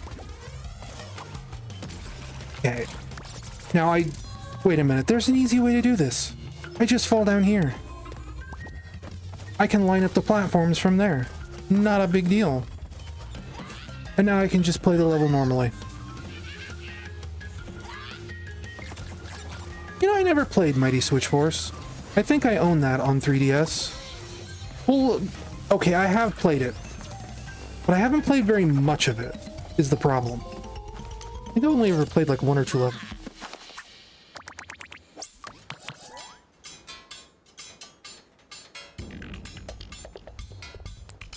What is a flashback tape? Tell me what a flashback tape is, game.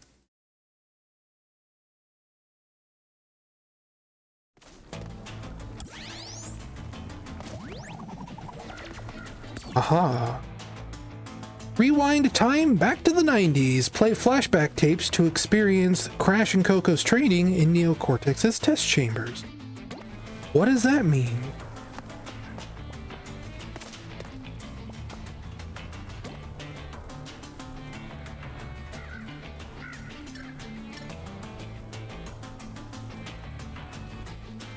This feels like it's going to be a bad idea for me to try. Let's try it. Put my water. Third water. Bandicoot subject trial number 1. Ooh, look at that crummy VHS font. They should buy mine. For $700.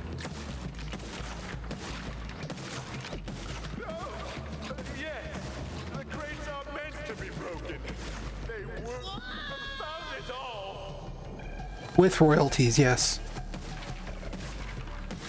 1% royalties. That's probably all I need. So this is what a flashback tape, like all of them, is going to be, right? It's just big, nasty, mean, death-defying levels.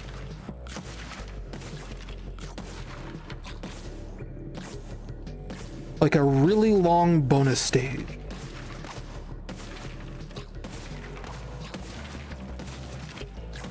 A really long, really hard bonus stage.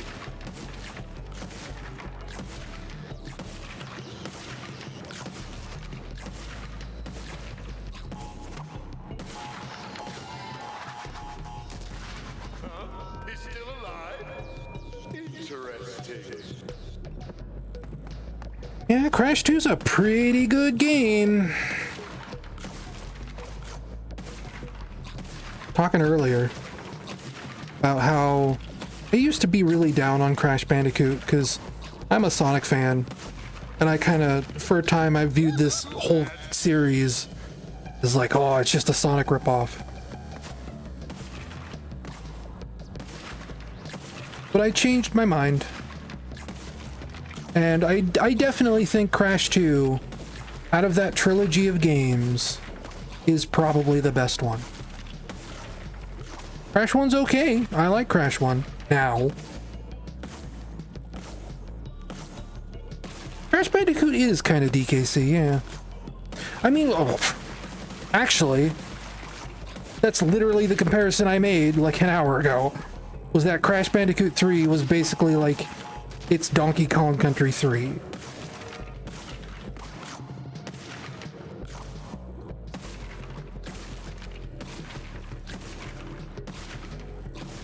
I think I might have screwed myself. I didn't. Do that. First test complete. Well done, subject.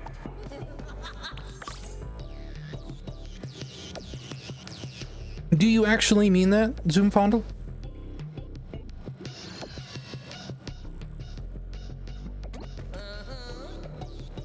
Or is that like just, is that a pun? Because Crash Bandicoot 3 is when they really started having like heavy voice acting and like cutscenes with people talking. I mean, there was some of that in Crash 2, even a tiny little bit of it in Crash 1. Like that famous Tumblr post of Crash Bandicoot 2. I'm laughing at it just thinking about it, and I can't do it justice.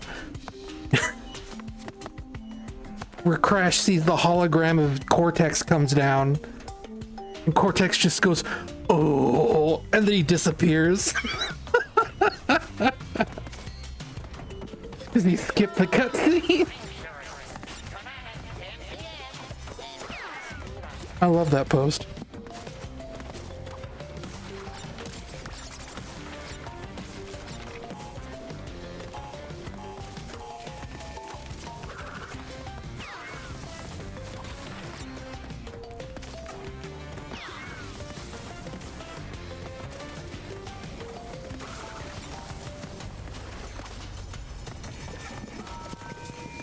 Oil?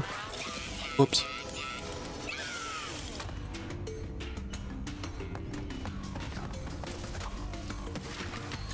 See, to me, I just don't like the vibes of Crash 3. With how chatty characters are, like, it feels so much more like a game that's deliberately trying to be for little kids. Like, the levels just don't feel as creative to me. It's not a terrible game. I'm not gonna be like, anyone who likes Crash Bandicoot 3 is a monster. Like, it's an alright game. It's just, I'd rather be playing Crash Bandicoot 2. Or even Crash Bandicoot 1.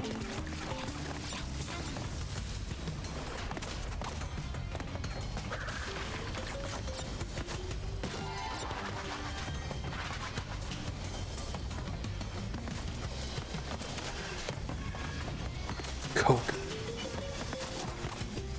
What were Coco's levels in Crash 3? Did she ever get more than, like, just riding her pet tiger? Or is that, like, all she ever had? I guess that's, like, the other thing about Crash 3, too, right? Why it feels like such a game for kids. It's like, it's very mini-game focused. You have the airplane levels, the underwater levels with that weird thing. I don't know what you'd call it. It's like the submersible that you pilot underwater. There's a lot more. There's the tiger levels, the jet ski levels, the motorcycle levels. Whoops.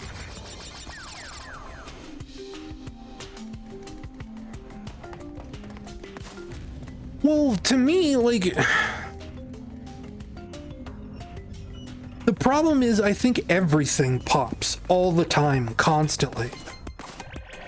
Which turns into a problem because suddenly, like, I can't see anything because everything is, like, hyper saturated.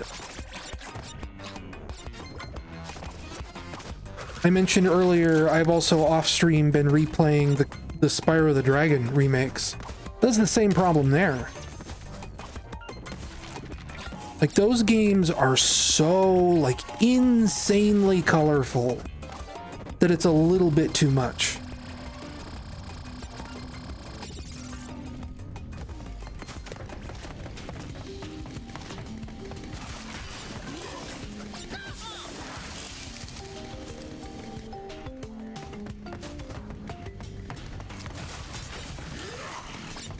These flame crates are new. Excuse me, sir. See, I really like Spyro. Or at least Spyro 1. I never played Spyro 2. For the longest time, I actually thought I finished Spyro 1. And tried to move on to Spyro 2 and found it too difficult. That's not true. Recently, I went back and I actually looked at where Spyro 2 starts. I have never seen Spyro 2. But there are levels in Spyro 1. Like, I think I still have my PS1 save for Spyro 1. I'm pretty late into the game. Like, I got pretty far. Oops. Yeah, the one thing you need to know about a Spyro the Dragon game is that sort of like Crash Bandicoot 4 here, where they hide things in really mean places, Spyro the Dragon is like king of that. I guess maybe not quite as bad as this game does, but they really love putting stuff in places nobody normally would ever look. Like, even by the second or third level of that first Spyro the Dragon game, just the things they expect you to be able to do just to, like, progress normally is kind of insane.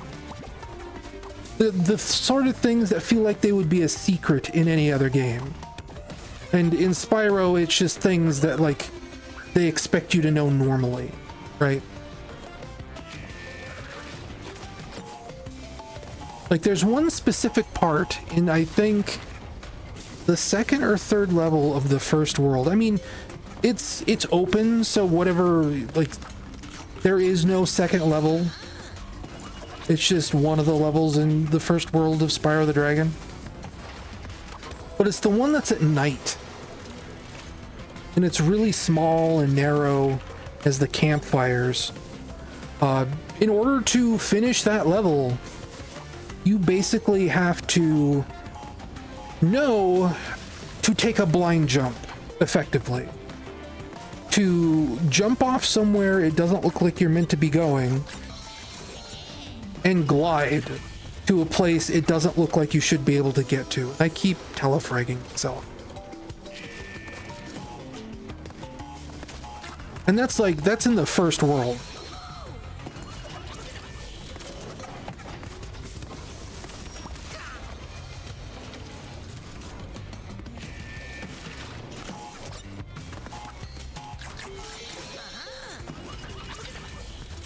Like, Spyro the Dragon is a game that will kick your butt. Who am I? The key to the mystery lies with the one who calls himself Black Doom. Yep. Well, not entirely, Shadow. But you're close. Close enough. Yeah, well, there's a secret up there. And I did not get it. I'm not gonna hit the circle button. I fat-fingered the controller. That time I did it on purpose because I wasn't thinking.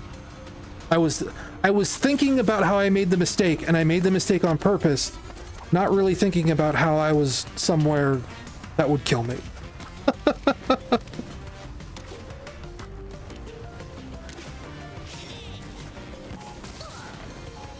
That's just mean.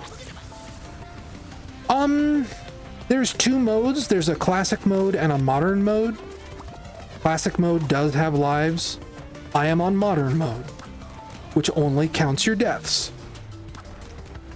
As far as I'm aware, that is the only difference between the two modes.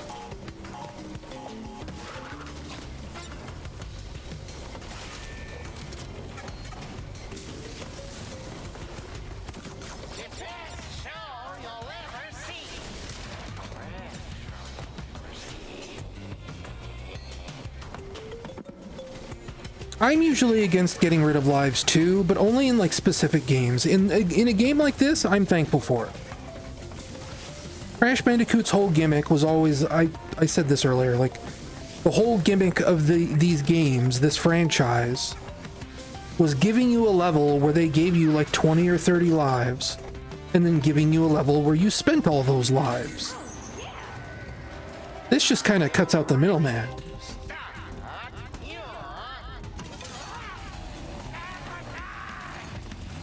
Get in the circle, Crash.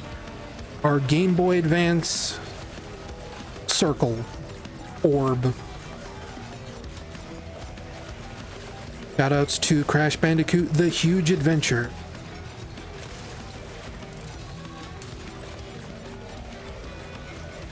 A game I think I quit playing on one of the ball levels because they're kind of a pain in the butt to control. Missed a crate,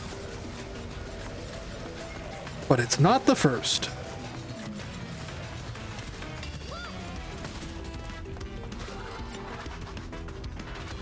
But like, let's say in Mario, right? I want lives in a Mario game. Thing. You're really on the ball. Thank you. I'm glad that's like, I thought it was intelligible. I knew what he was saying. I was worried that it would sound worse than that. But like in Mario games, I'm fine having lives in a Mario game. Mario games are smart about creating challenges where an extra life is a reward. And I still want that. I want even-handed games to still use lives. I want that special feeling of seeing a one-up mushroom and being like, oh man, I gotta grab that.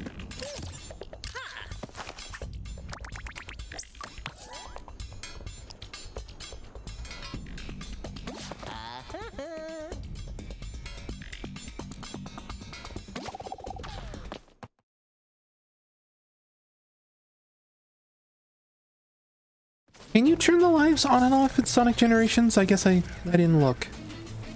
Or I probably looked and I just don't remember. Is this a boss? This sounds like a boss. He's standing outside of it, so it's probably a boss.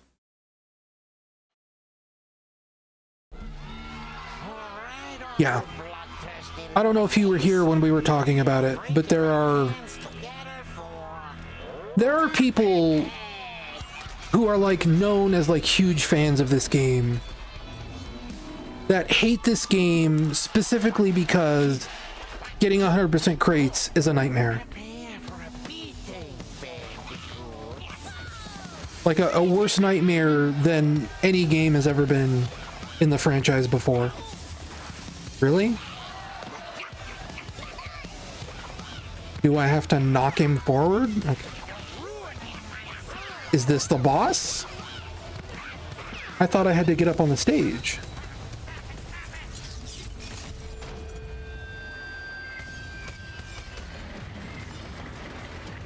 Okay, sure. Oh, they give me a damage timer, huh? That's a little weird and worrying. And see, you say his voice is weird here. Like, this just sounds like Engine to me. It's a little different. It sounds like the filter is not quite what it used to be. But that just feels like stronger technology to me.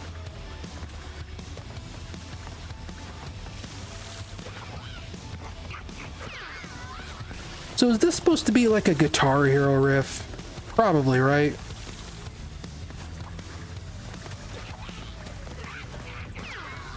Activision owned that game. This is an Activision game.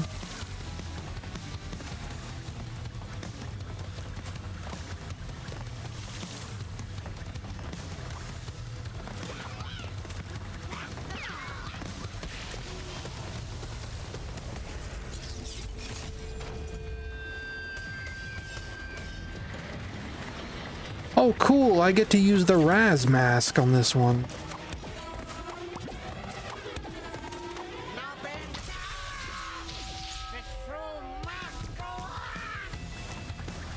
Whoa.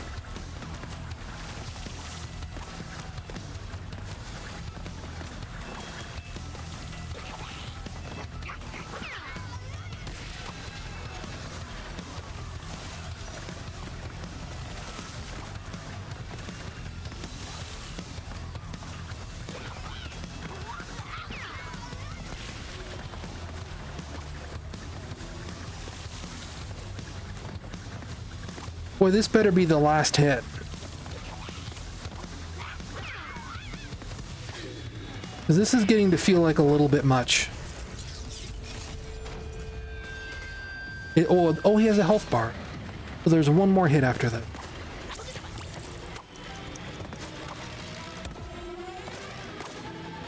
What?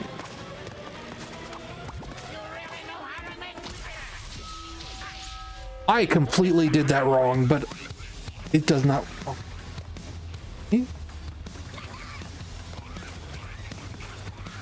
Well, at least these little firehead babies hang around. Or not. Oh my gosh, are you... This is a lot.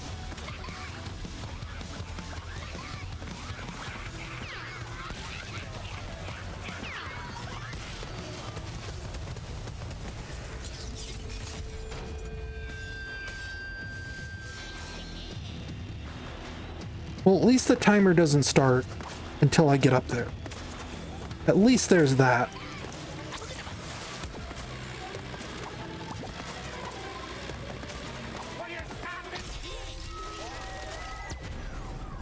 That wasn't so bad. That was all right.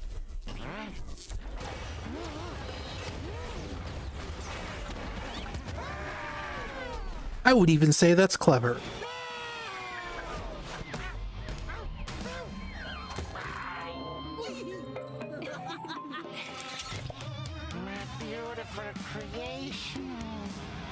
Yeah, he's just got like a little bit more of a voice filter on.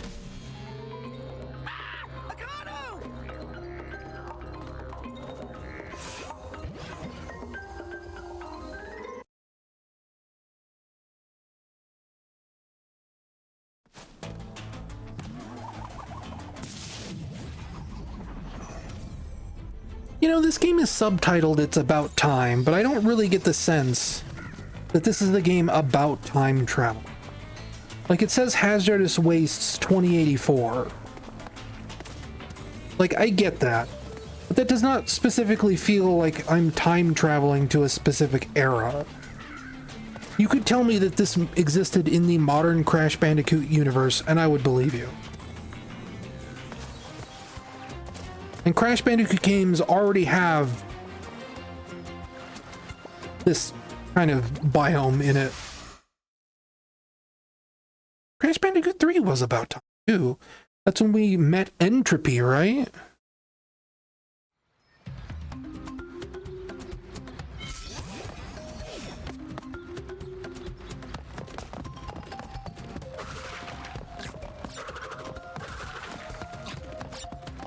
It looks like Sonic was swept up into the tornado. If I use my glider... I don't think there's a glider in this game, Shadow.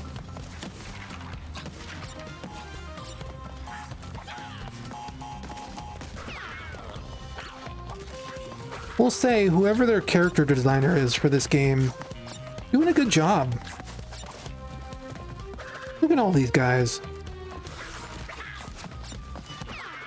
I like the piratey version of Insanity Beach we're hearing.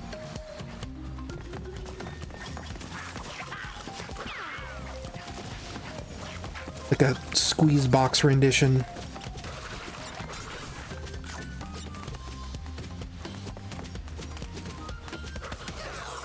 Yeah, I had a feeling if I tried to spin into him, it would be a problem.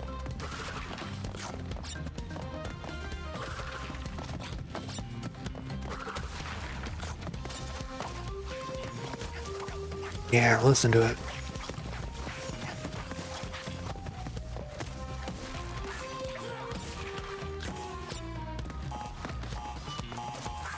Didn't have to test it. Honestly, like, That's something I try and keep in mind, and I'm really bad at. There's a friend of mine I streamed my charity marathon all those years ago with, and I watched him stream like classic Mega Man games at some point. And he basically warned us at the start of his stream, like, that he was tongue-tied. He would deliberately die a lot. Because he's the kind of person who kind of learned how to play video games by failing on purpose. Generally because he likes to test the limits, and he figures even if he dies doing something, he at least knows it kills him now, right? So I try not to let deaths bother me in that sense. It's just data, right? It's just knowing what will kill you. But I still tend to get frustrated. You kind of can't help it sometimes. Or not even just like frustrated, but like bored. I regret to inform everyone here, I'm not a super big classic Mega Man fan. And one, it's because you could say the games are too hard. And to some degree they are. They're tough games. Also just, I don't feel like figuring out what everyone's weaknesses are. That takes a lot of time. Going through an entire level and failing it because you don't have the guy's weakness and he's too hard to beat with the Buster. It's tedious. Oh, missed those.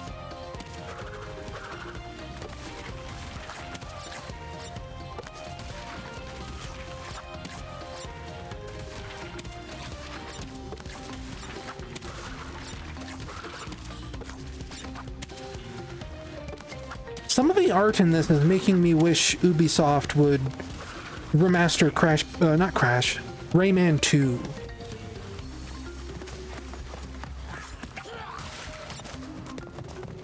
Well, you say classic Mega Man is very memorization heavy, and I don't disagree with that. I think memorization in games is fine. I don't think it's great.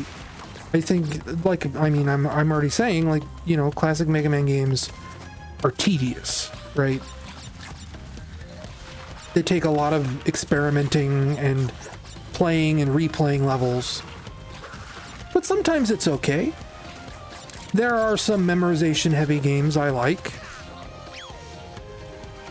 I am, of course, a Sonic Unleashed apologist, and that is a very memorization heavy game.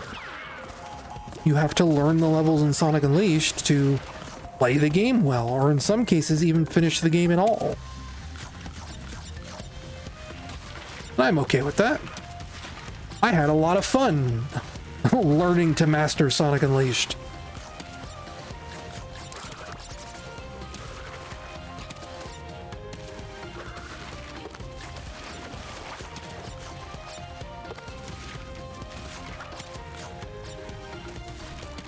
We just finished getting tongue-tied again.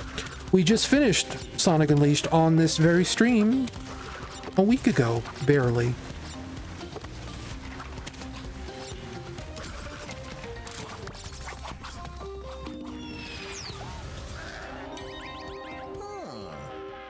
Oh, don't worry about odd grammar. I've been up a long time, so also just a little mush-brained right now. And you're right, there is such a thing as too much memorization. Like, that was part of the reason why I quit playing Super Meat Boy. Because there's a boss in Super Meat Boy, a pretty early boss, that is like just 100% memorization. And I got to that boss and I was like, I've had enough Super Meat Boy for now. And I never went back to the game.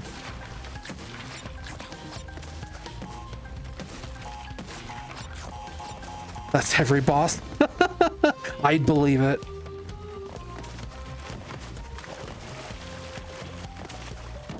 But it was like the really big guy who like punches platforms and stuff like that.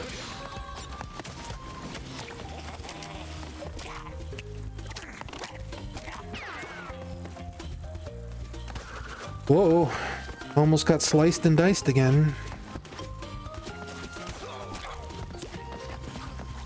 Now, presumably they don't want me to do this. Especially given there are falling platforms. But there are crates over here. So they did, in fact, want me to do this.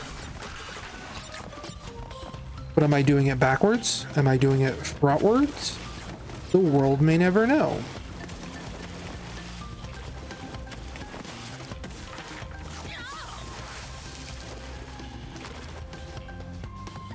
How about we just take things one path at a time and not actually do that? Because that seems miserable.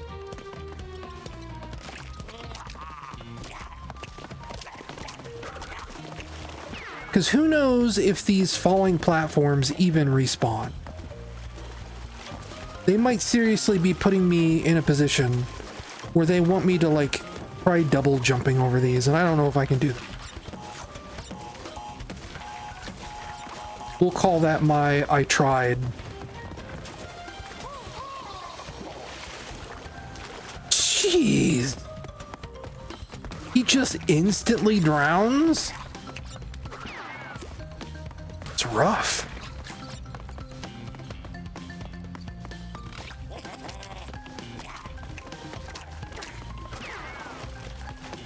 I assume if I hit that guy head on, it's not going to be good for me.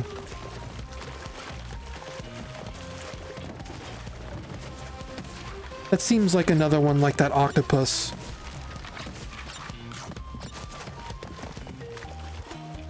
Okay, pay attention to the cycle this time.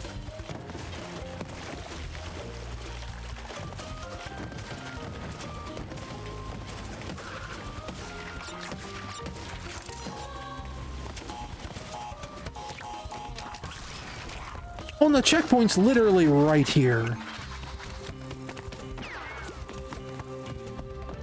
I could have saved myself some trouble.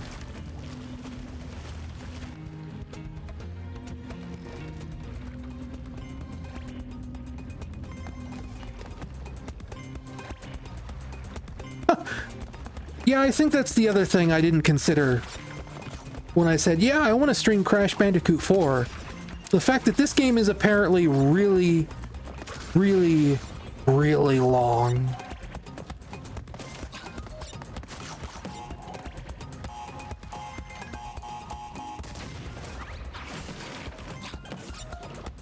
What do you want me to do about this?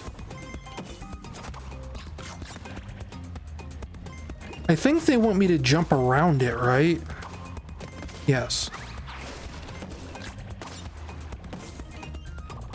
Now, presumably, when I get the nitro box, it will take care of all of these, right?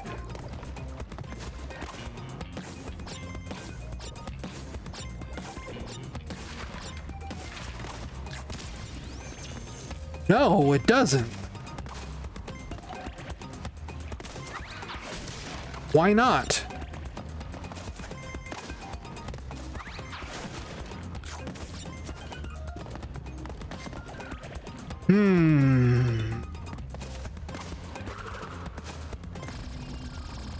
I don't even know if that was all the boxes. I didn't even look.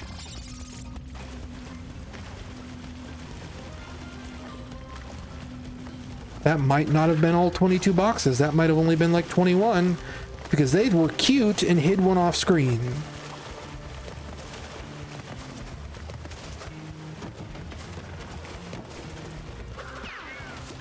I just can't believe it. You're amazing. Thank you.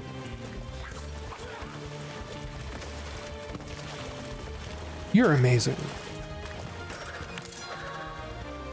Oh, hidden gem, huh?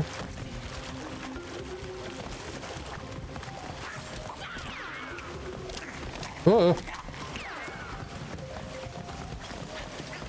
It's like, right, like they wouldn't show you that guy's underwear unless they specifically wanted you to only hit him in the butt.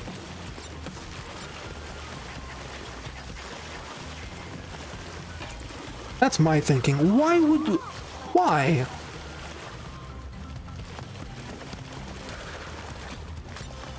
Do I dare double check? I mean... Cheer up! Congratulations! Don't be depressed. Don't feel so bad. I don't feel that bad.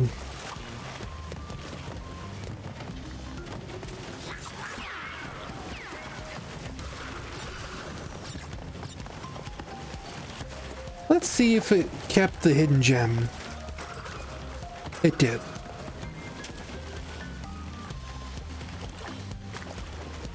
Yeah, the SRB2 stream was good. I like that.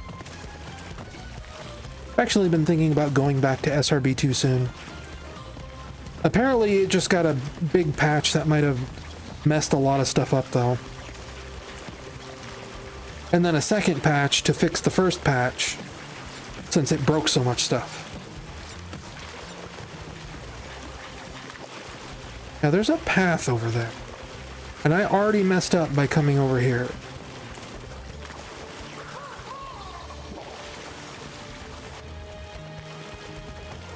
Yeah, I know they undid the patch. A random video came across my YouTube recommends recently.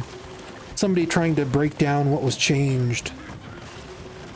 They mentioned that, like, it got patched and then, like, hotfixed so quickly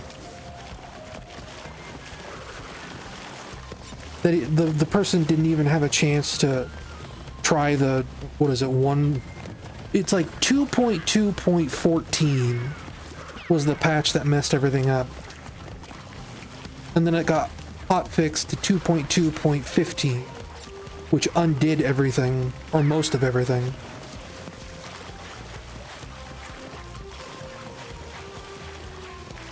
Well, given that those have mysterious outlines, that means I can't do anything with them yet, so it's pointless for me to go check that out. Ah, but now they want me to backtrack. Again, just a very miserable game to 100%. I'm not bothering with that.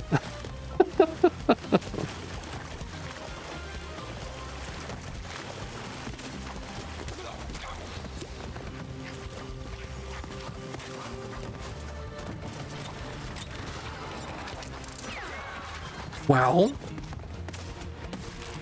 I got that guy head on and it didn't matter.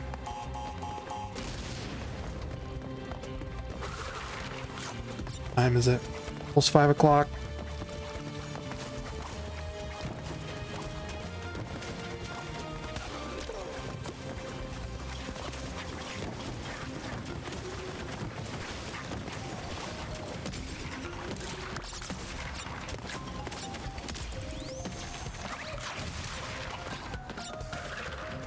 Wait a minute, you guys wouldn't be that mean, would you? No. The camera wouldn't have panned upwards if they hid something up.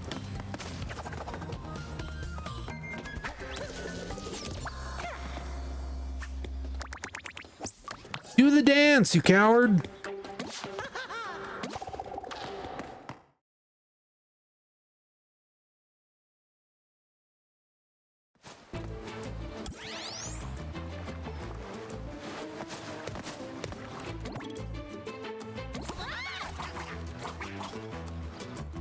Huh?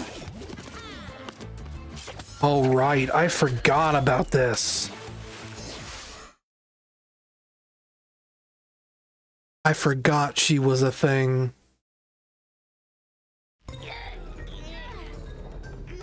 This is like an alternate timeline version of Tana, right?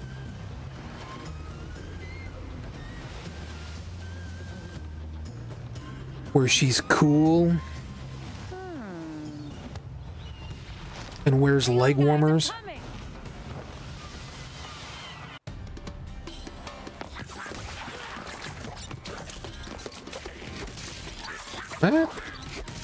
That's weird. That's what happens when I push the belly flop button.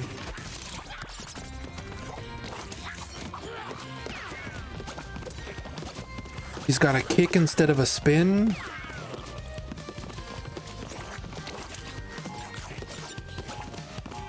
hook shot. What?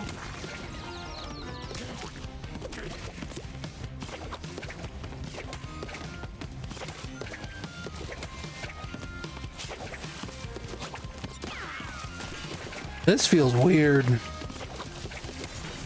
She controls like just differently enough that it's a little bit disorienting. Like she's from a game that was not designed to play like this.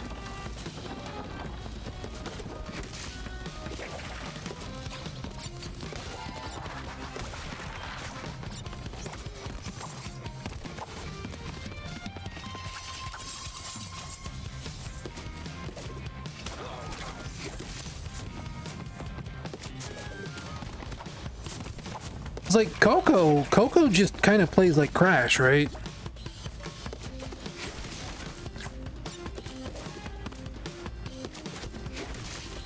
But like slightly different. Anna or whoever this is.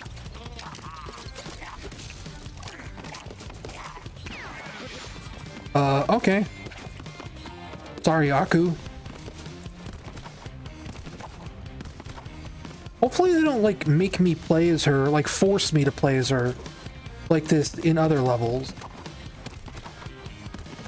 It's nice as like a short little introduction. Otherwise this just kind of feels weird.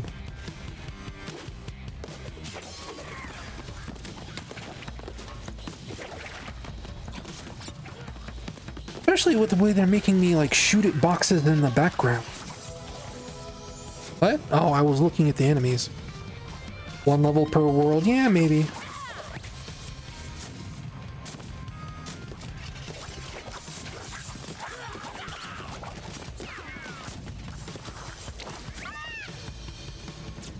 That's a little dark.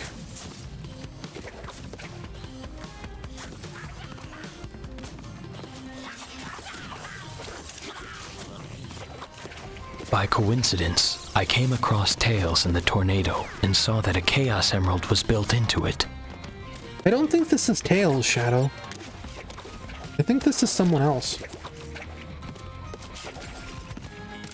I know a lot of people, like, would get Tails mixed up with a girl originally. I think that's pretty normal. But Tails doesn't have, like, cool hair like this. Or a whip. Maybe he has a whip, I don't know. If he has a whip, he's never shown it to anyone.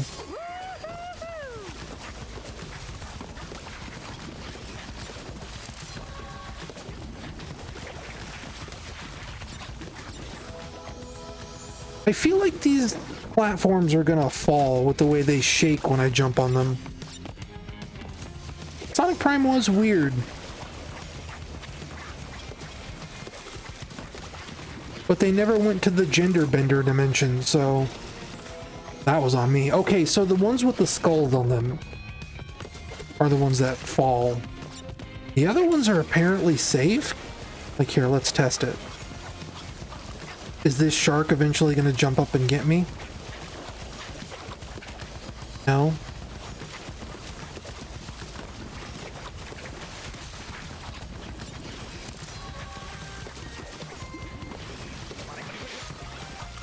Oh, that could have been worse.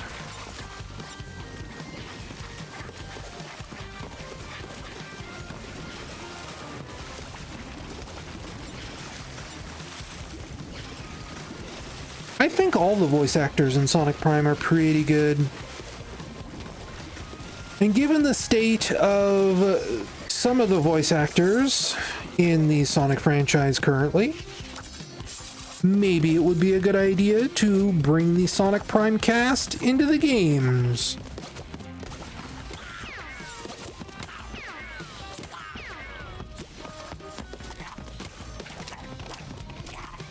Devin Mack is a very good Sonic.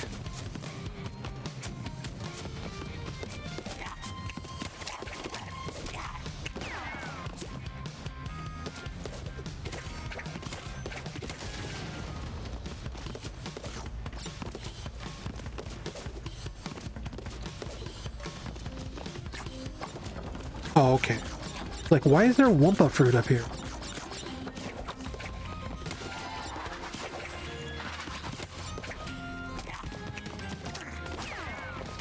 Yeah, so I can just take those guys on head first if I want to. It's not a big deal.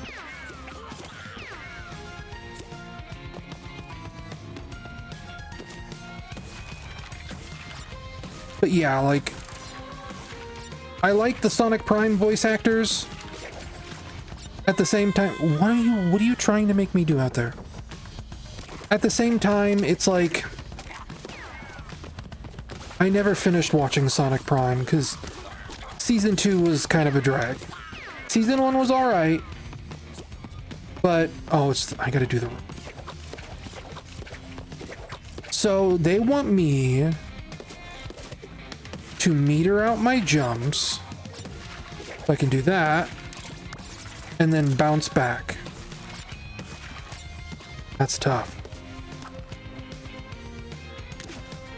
Roger's alright. I don't know, like, I don't want to say anything too negative about Roger. I did not like the way Roger sounded in Sonic Frontiers. But I think it's already been proven with the lines he did for Shadow Generations that he's not going to sound like that all the time.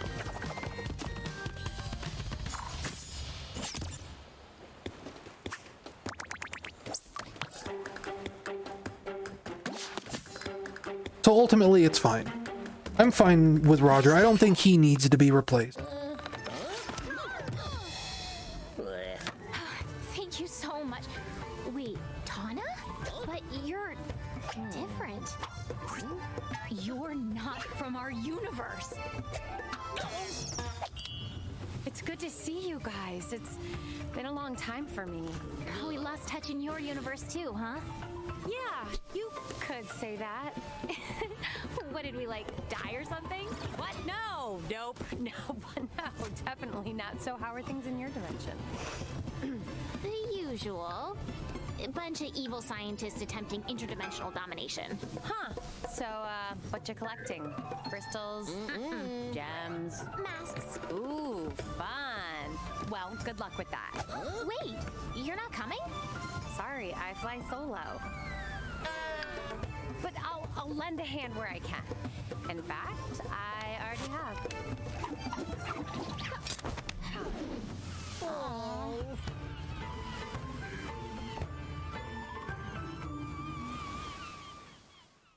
Let's just say that maybe there are mounting reasons for Mike Pollock to no longer voice Dr. Eggman, which is a bummer, I think. Anna timeline's unlocked. Okay, so she's got her own levels that I can fully ignore if I want to.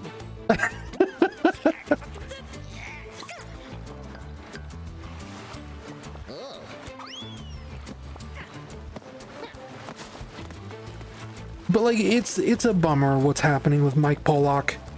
I tried to give that guy the benefit of the doubt, but it really seems like he does not care about a lot of things anymore. And is basically putting his foot in his mouth and saying some really nasty stuff that he shouldn't be saying. And we'll leave it at that, because he's also been issuing takedown requests to people who point out the things he's talking about.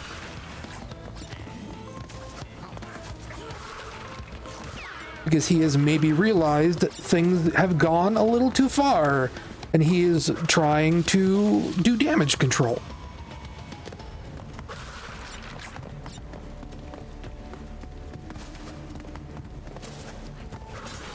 And to be perfectly clear, I don't follow Mike Pollock on any social media. I barely pay attention to the dude, even when he was beloved. Because Mike Pollock seemed like the kind of guy who wanted privacy. He, like, if you met him at conventions and stuff, he kind of seemed like he wanted to be left alone. or not necessarily left alone. He liked interacting with fans, but he had like very clear limits and boundaries for how he would interact with fans. That always seemed a little cold to me. But I figured, you know, if he wanted his privacy, if he wanted boundaries, then he deserved to have those boundaries. But now it's feeling more like he's just an unfriendly person, to put it politely.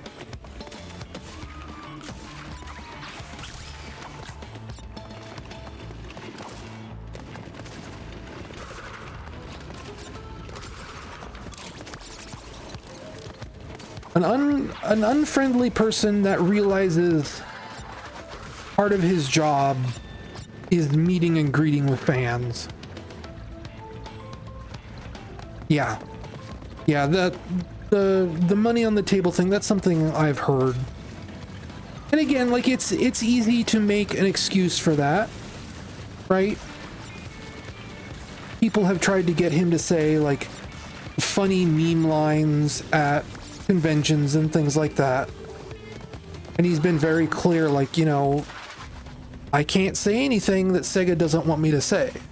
So people were trying to get him to say like snap cube lines, like, you know, here's my super laser piss or whatever. He was like, I can't say that. I'm not allowed to say that. That could jeopardize my job. Which is ironic in retrospect. Well, it's ironic considering some of the things he has allegedly said in recent memory. Yeah, that's exactly what I mean.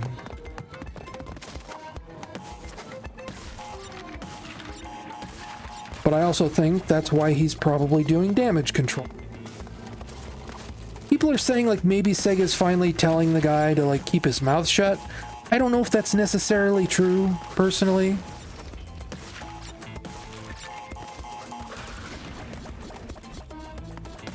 We don't really have like knowledge that that's what's happening. He might just be realizing that things are going too far.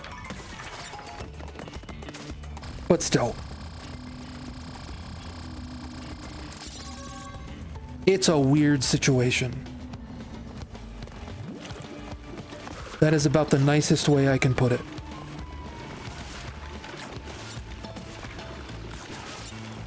A weird situation of what is a growing number of weird situations with that guy.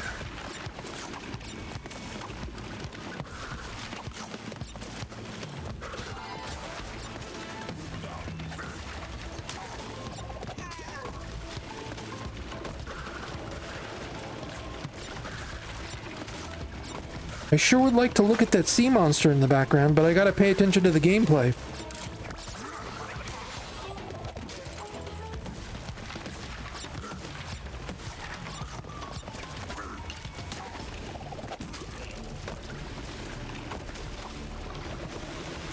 All I saw was like purple. Right.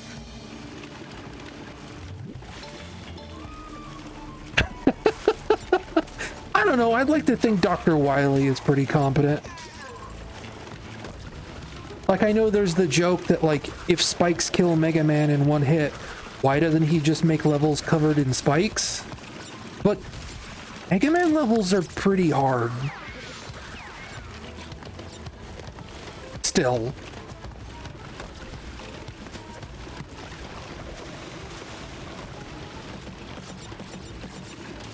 That was on me. I couldn't decide what I wanted out of that.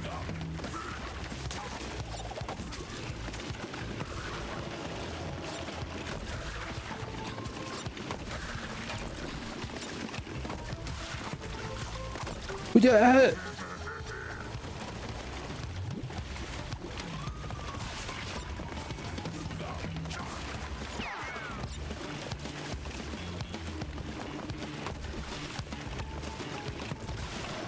uh-oh. Oh well. Too late now.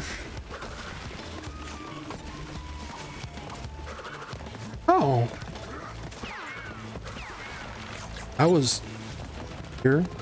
Okay, I'm skipping this. I've already missed like 3 crates. And it's not like fruit gets me 1-ups anymore, so ultimately, who cares?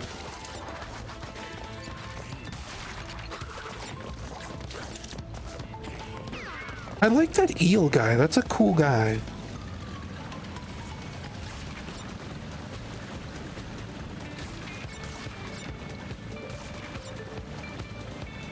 A cool design. Oh, can I make it? I did not make it. It did not matter though.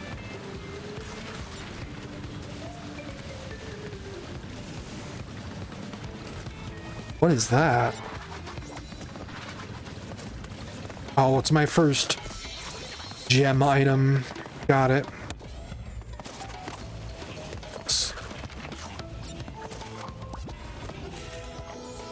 I suppose that makes sense. Ely Dan is a pretty good name for that guy, I'll admit.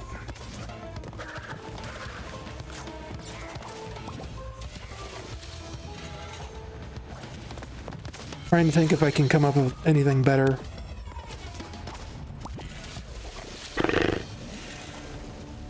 That took all my brain power, apparently.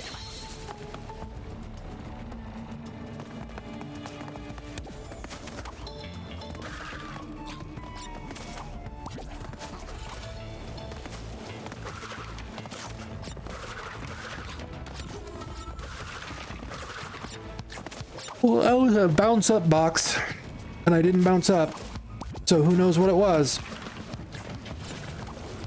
Here, I've got a terrifically bad idea. Oh, they do come back.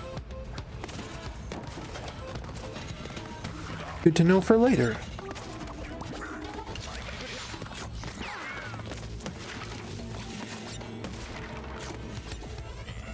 Oh no, hey Pavos.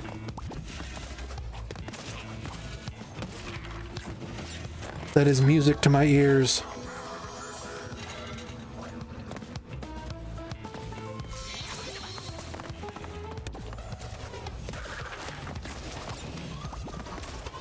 I mean, I would like to have more V-Bucks. Fortnite's been having some pretty banger skins lately, but at the same time, I have enough to cover the price of a battle pass. Not a big deal. I would like to also point out that on that bounce up box right there, there was not just 1, but 2 crates.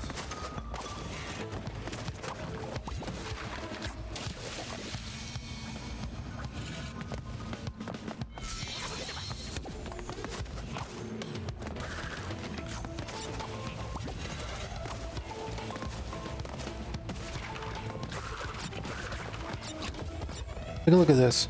1 bounce, 2 bounce, 3? No. You know there's going to be a point where they're going to do some really devious stuff, hiding a box off screen.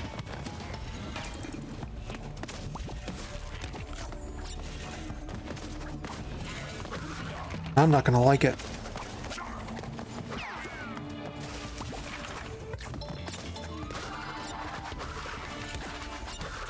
Wait a minute. Did I skip the checkpoint box last time? Because I definitely thought I made it further past this. Or no, I didn't die to that shark guy. I just must have walked right past the checkpoint, unless they're giving me like a freebie. They're like taking pity on me.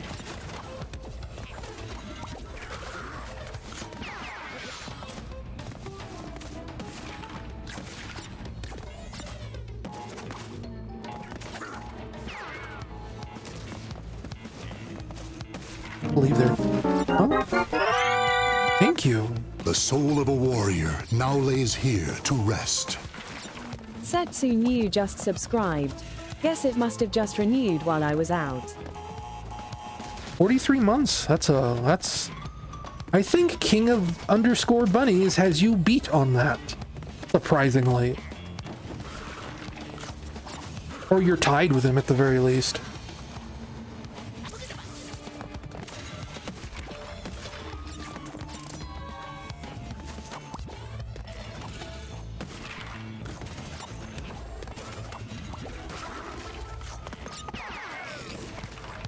thank both of you. Even though I think I thanked him last stream.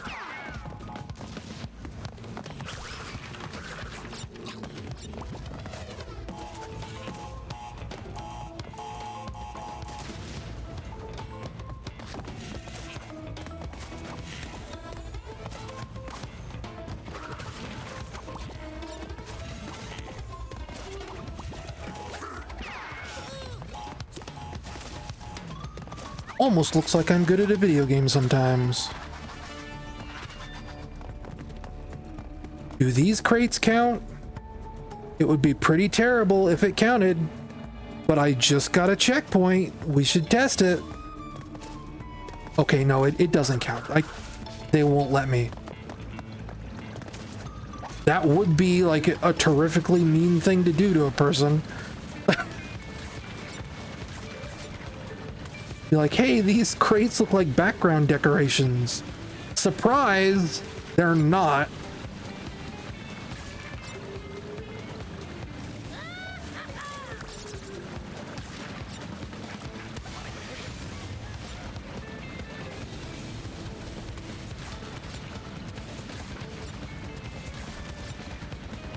This game does something that when I temporarily and briefly installed Overwatch 2 a few hours ago that I liked that Overwatch 2 did, where it uses the haptics on the DualSense controller not to like push back on your fingers, but to just kind of like rumble the triggers a little bit.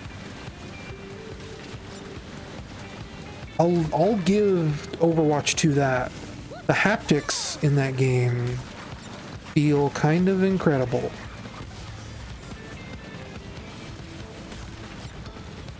Like playing a little bit of Junkrat.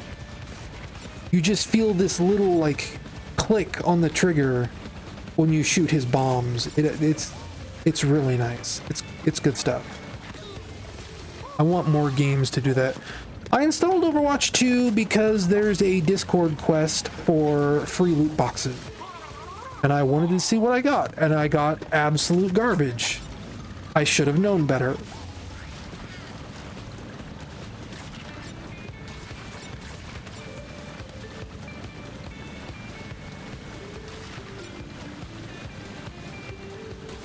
But if you opened, or at least played Overwatch 2 for 15 minutes, then they gave you 5 free loot boxes.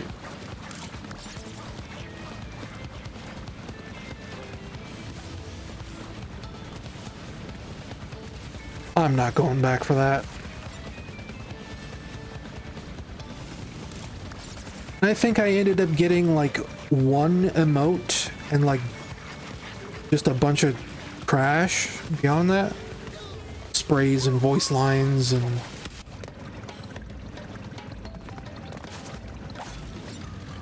yeah, Marvel Rivals scared them, and then half of the Marvel Rival team got laid off. There's a meme going around a lot lately about like nobody playing Concord, so Concord got canceled, and then everybody is playing Marvel Rivals. Marvel Rivals still suffered huge layoffs. I think it was the entire American branch. From what I've read, that game was like co-developed 50-50 between the American and Chinese branch, so it is now just 100% a Chinese developed game.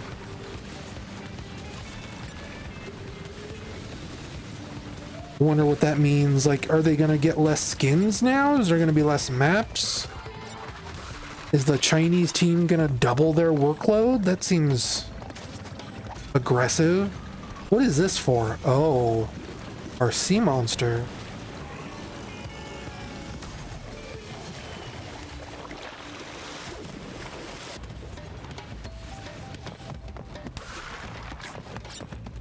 Well, not just patch notes, I also wonder, like, I complained about this to you in Discord, about how, like, over-animated that game is.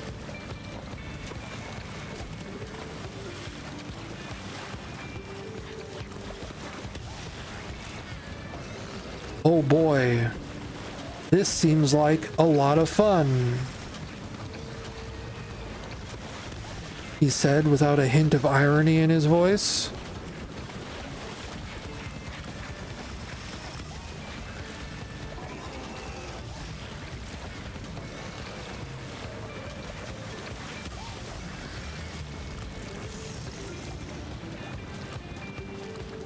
To be fair to Marvel Rivals, you can skip those animations.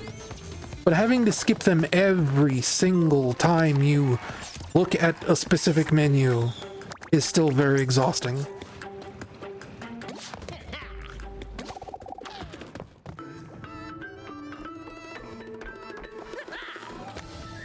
Akano! Old dark matter himself. Careful, Crash. He's heavier than... Oh, good. And Crash never walked again.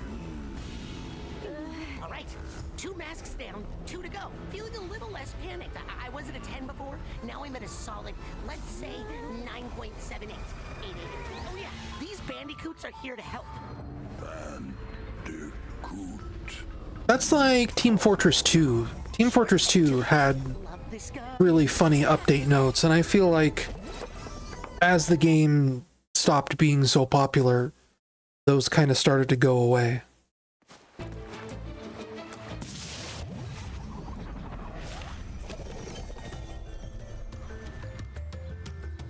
We've been going for coming up on 3 hours now. I don't think I'm going to quit anytime soon, but we'll give it maybe, I mean, I'll take it up to 4 hours.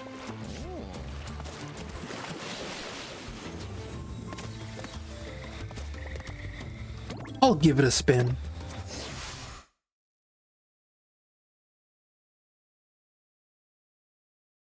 Three hours is probably the minimum for what I would do for a stream. I still feel plenty caffeinated. Not that tired.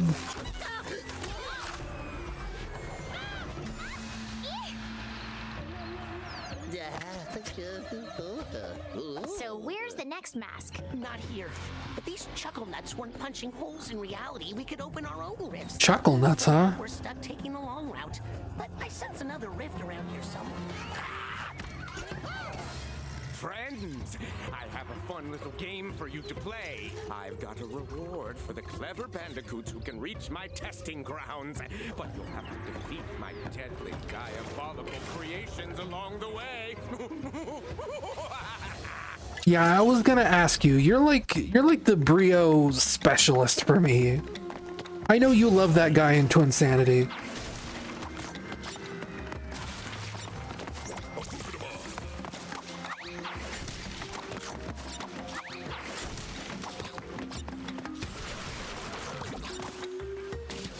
Cool, love it.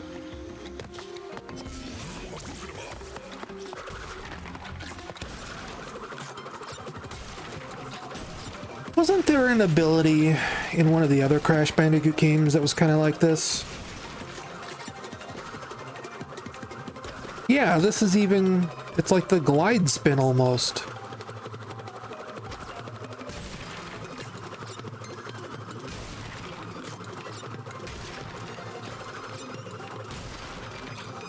It's weird that the Raz mask introduced him as being very heavy, and he's the one that glides the easiest.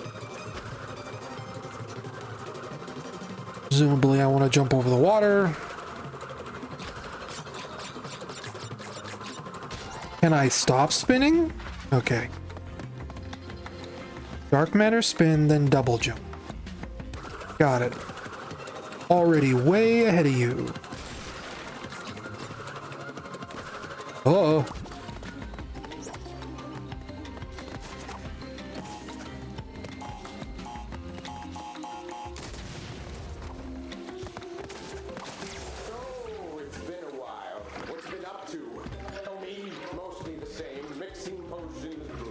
This is Maurice LaMarche, right? He didn't sound like it before, but he sounded like it right there.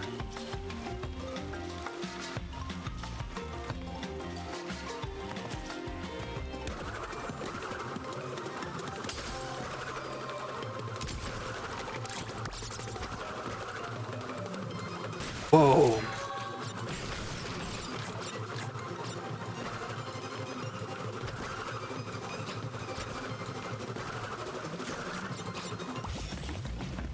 Oh, that's just weird. That it just pops me out of it like that.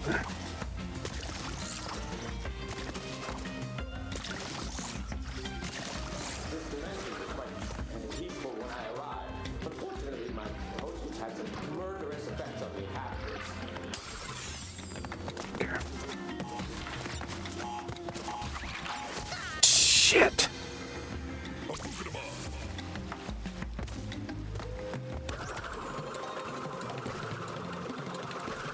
I knew doing a belly flop there was a bad idea.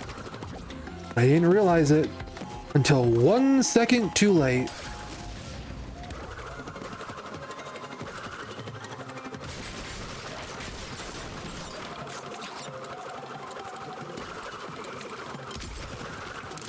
And I don't bounce when I'm in this state.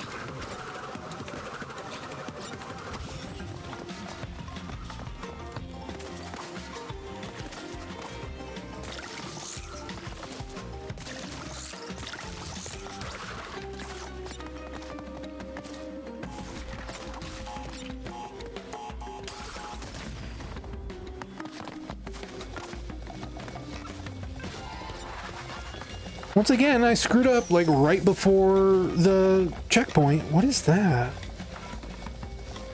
Is that them supposed to be warning me about something that's coming up? Probably, right?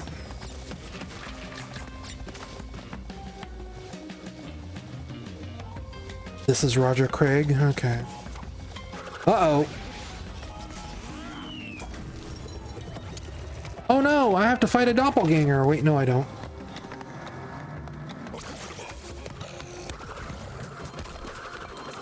Oh boy, I have to remember magic colors now.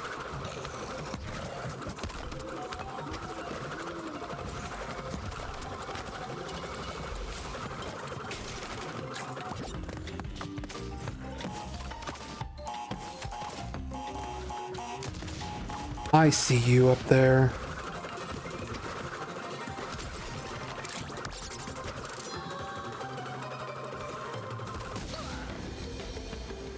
Great, great, thanks. I love it. You know what's weird? The voice for the purple mask here sounds more like the original Aku Aku than the guy they have playing Aku right now. Hey, cool.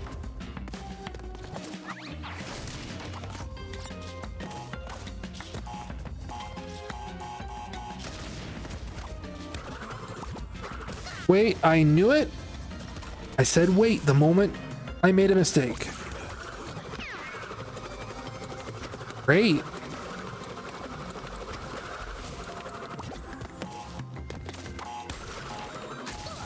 Cool. I need to like stop screwing around and start like paying attention again. Playing very sloppy.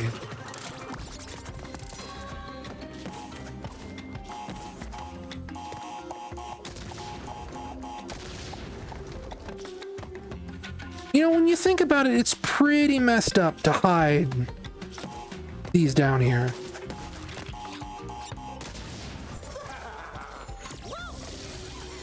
That's pretty messed up too.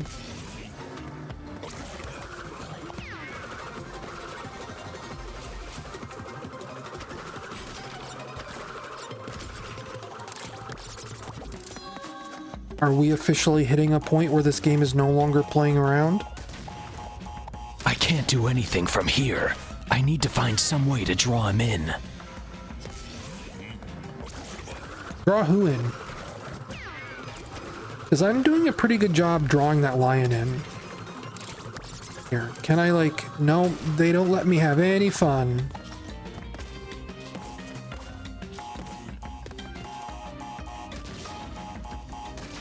Including let me do a belly flop there, because that would be fun.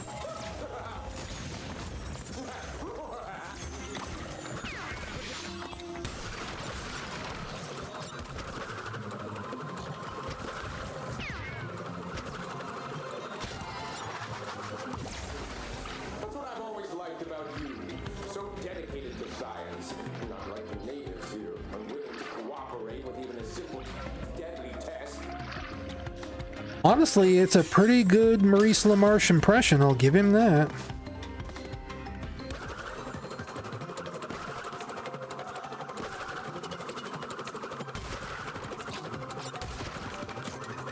Like, I would believe that is Maurice LaMarche having a slightly off day, we'll say.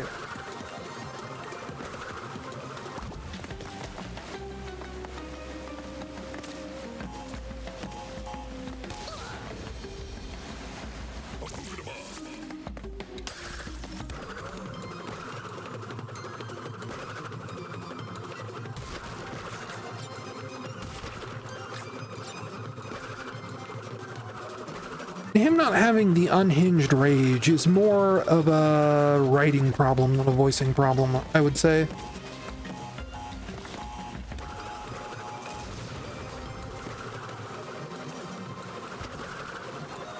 Then again, I've never played Twinsanity, so I don't know if that's just something an actor would pepper in during like normal lines of dialogue.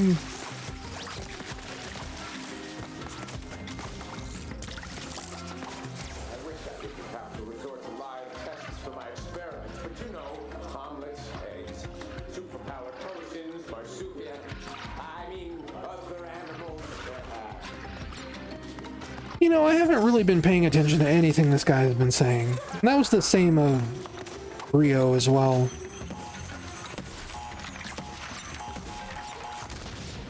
But I think it's probably just easy to assume, like, it's just generic supervillain. Haha, I'm going to get you and kill you and make you wish you were not alive anymore. Look at the caustics on the wall. That looks nice.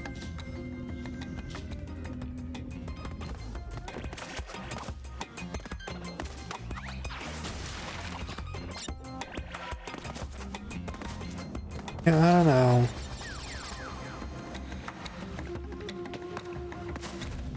I'll give this like 1 or 2 more shots. There's a puzzle here I'm not understanding. Presumably, I just do this? No.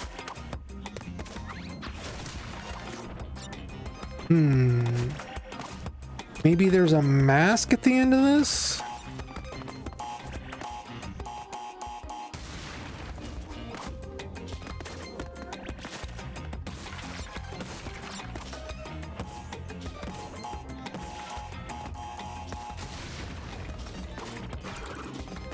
There isn't. Again, this is just another really mean puzzle.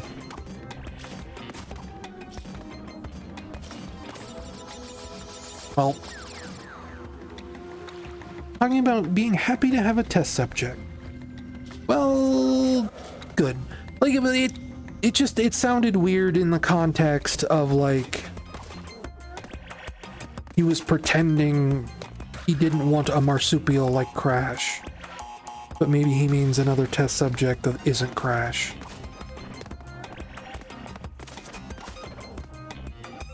So do I have to like get like right on the edge here? I do. But then how do I break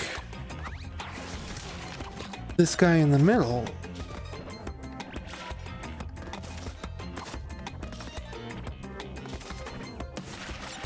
Well, I just screwed that up.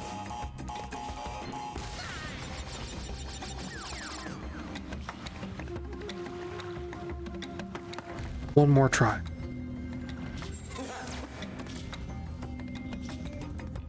I don't think I'm gonna finish this because I can't figure out this part. I don't understand what it wants from me. This right here might be a red herring. It might expect me to be bounced up there somehow.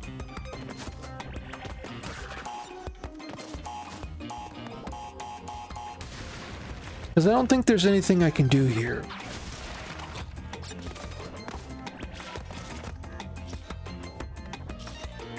Presumably it wants me to bounce off one of those and come over here. But I don't understand that. I don't think that's possible. So I'm not gonna try.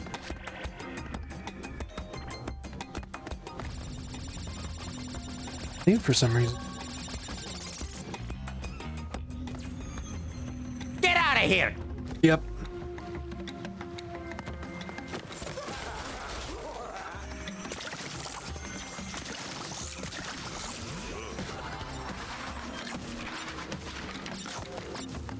They're long levels, you think about it? I feel like some of these levels are like 10 minutes long easy.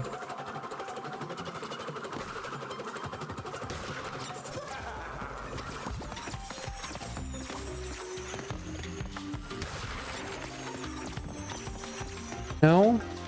Being dropped that time didn't trigger anything? I see that.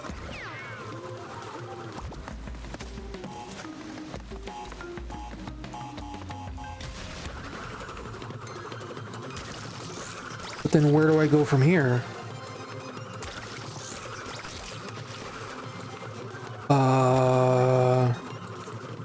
Did that do anything for me? That was just a shortcut.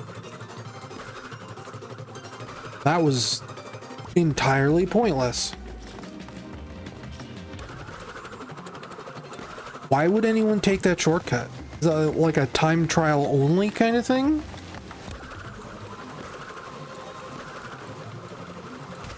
Must be, right?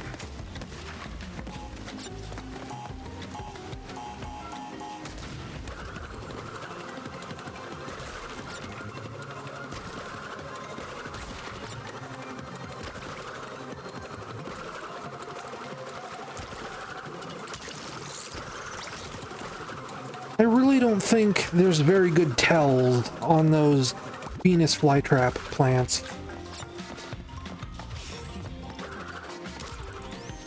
Okay, let's... Okay, so they don't actually let you run past the final crate. I had this fear that they were going to start hiding stuff behind the end of the level. Figures.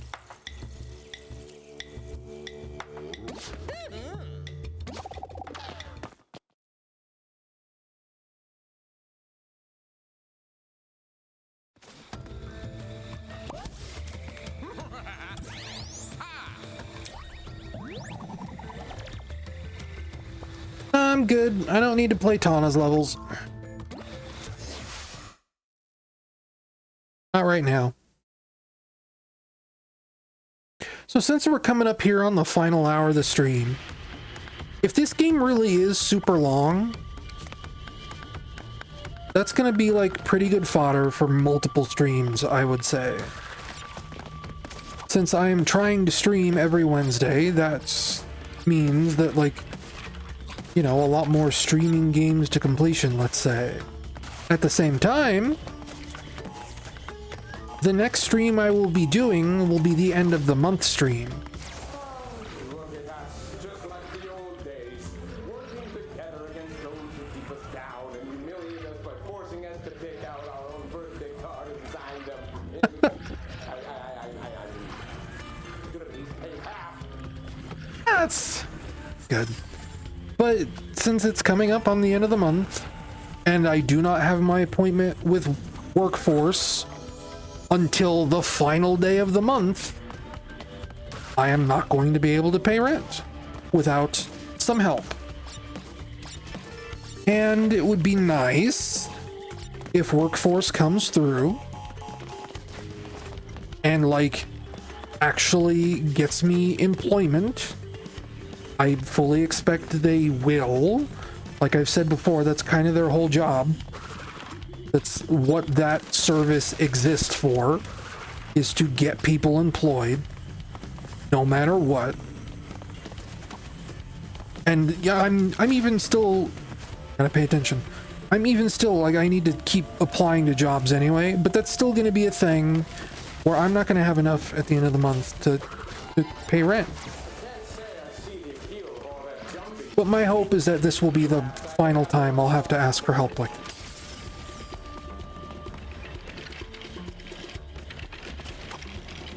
What I was trying to get at by saying that is that I will probably stream a different game next week. We will come back to Crash Bandicoot 4 later. Trying to think of what would be a good crowd pleaser stream.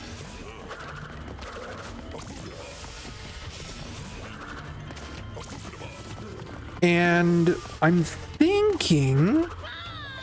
Huh? Oh, I didn't activate the special ability. I'm thinking the crowd pleaser stream for next week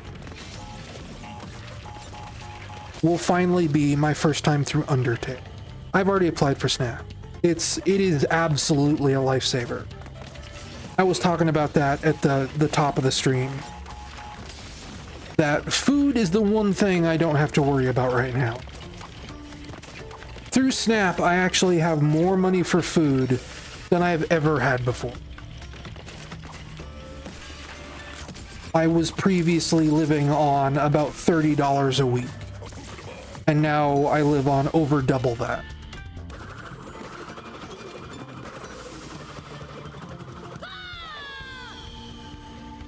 Like, I am at a point where I can actually afford to spend money on, like, name brand foods, which is something I could never do before. And get, like, fresh produce. Like, I just got a grocery delivery today that I got just, like, a head of lettuce and a bag of oranges, right? Like, fruit and vegetables.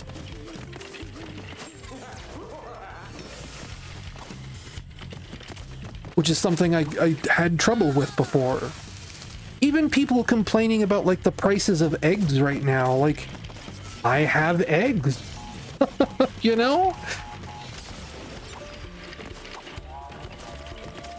If there's one thing I don't have to worry about right now, it's food.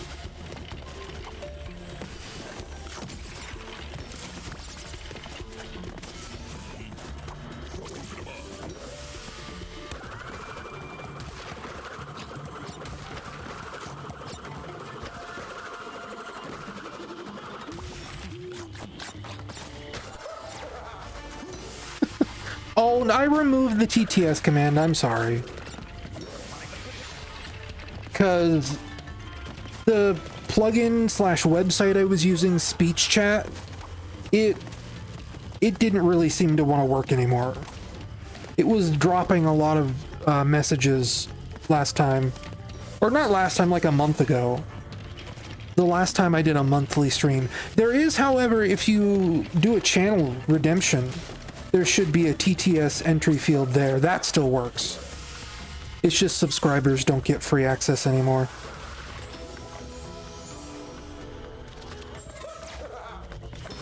The SRB2 stream was where I decided it was probably a little too much. There was... People were drowning me out.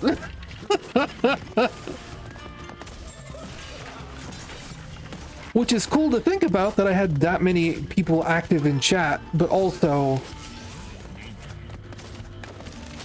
there were times where I wanted to say things and couldn't. It was very entertaining. Sometimes I think I miss it. But I feel like in terms of, especially like if people are watching VODs or something, they might not like it. If you're out there right now and you're watching this as a VOD, days, weeks, or months after I've finished it, and you remember the SRB2 stream where everybody was talking over each other and it was crazy, let me know if you prefer that, if you'd like it to come back. I personally might not mind it.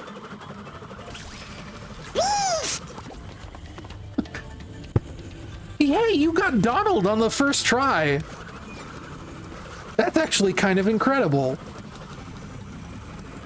Because I'll fully admit, when I told you I added that command, and you said to add Donald as like a random option, I actually made Donald like a 1 in 4 chance.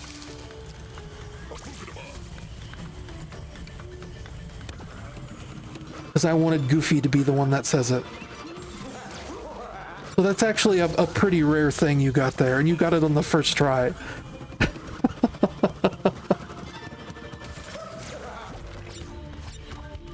I'm moving different. Yeah.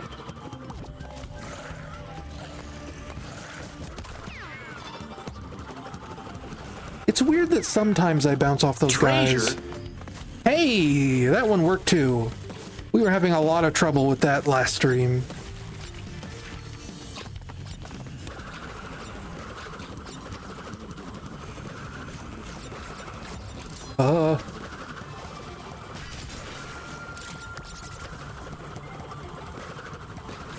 I also basically almost totally eliminated the cooldown on that, by the way. I didn't like go into the code and fix it, but it is turned down so much I think it would be impossible for anyone to hit a cooldown at this point.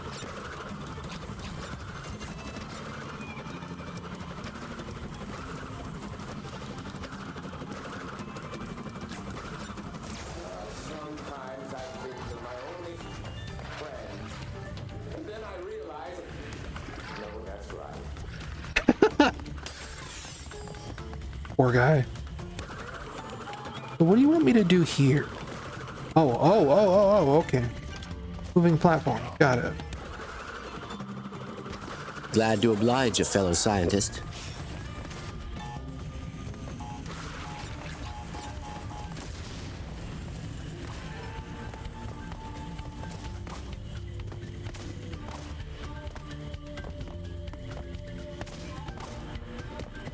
Come on! You really want me to like jump out there and grab it? That's kind of mean.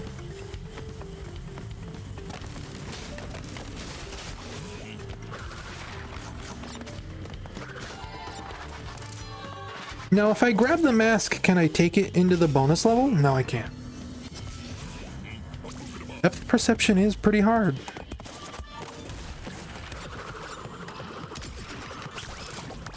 Okay. Tricky, tricky, tricky. Oh, come on. I guess we should do an experiment to see if nitro hurts me when I'm purple spinny. Oh, thank you. Melco Driggs tipped $30.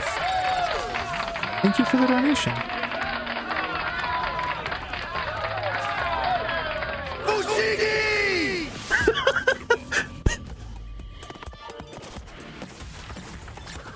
I don't know why I included that, but I'm glad it's here.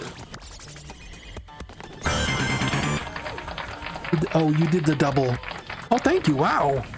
2 donations in a row. Head Games tipped $10. Need to see more indie games from you, dude. Yes. I No. hear Game Boy is popular lately. Try me.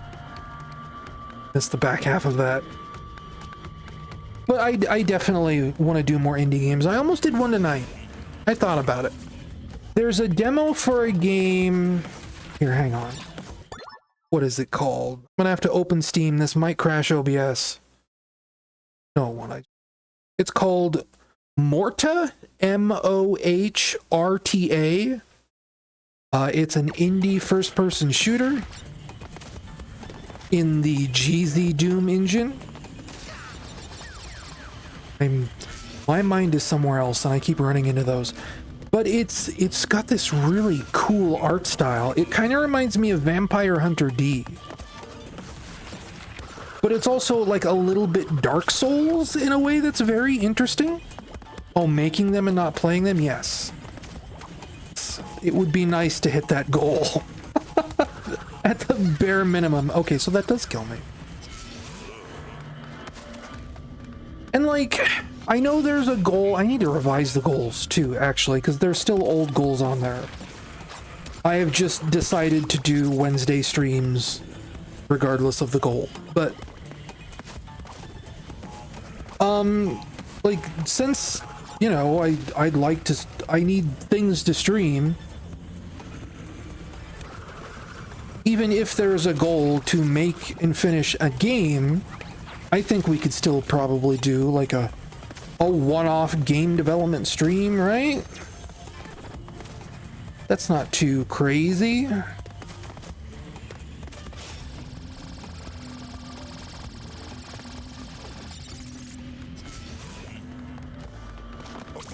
like maybe work on my Bubsy project as a one-off thing, since April Fool's is coming up. I know that's not quite an indie game, but like starting a whole indie game from scratch for a one-off stream is a lot. Oh, I really thought I was gonna make that.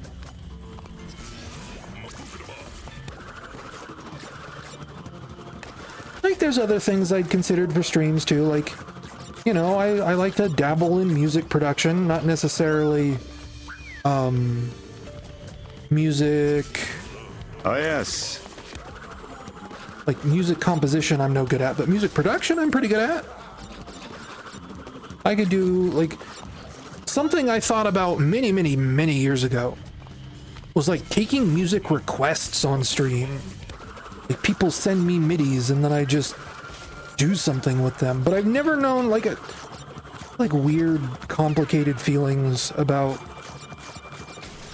whether people actually like me messing with MIDIs or not.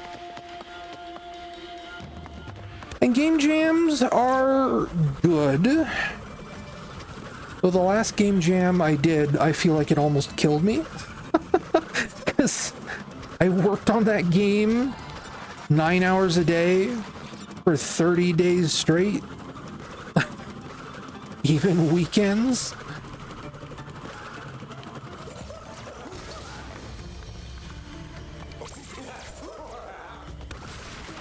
But I don't know. Something to consider, sure.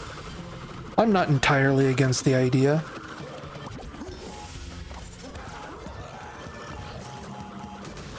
Look at this, look at this. Hiding a box up there. How dare you? You know, Brio, it sure feels like you're trying to kill me.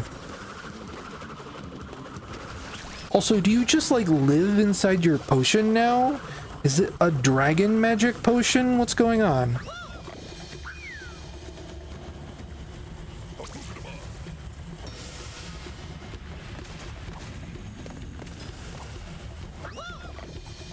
So you really want me to switch on the spinny, jump out there, and then switch it off before I make it?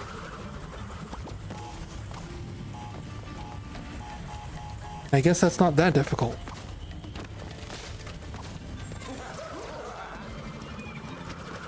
But this does seem like kind of a lot you're asking from me.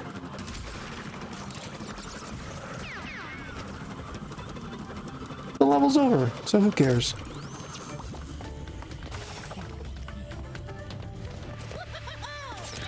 I wonder if you'd be into sample flipping / beat making. It's a lot less demanding than full composition of an entire song. Maybe. I mean, that's kind of what got me into music production to begin with. Back when I was in high school, right? When I was failing out of high school, one of the things they tried, well, the only thing they tried to get me to save my grades was they sent me to vocational school.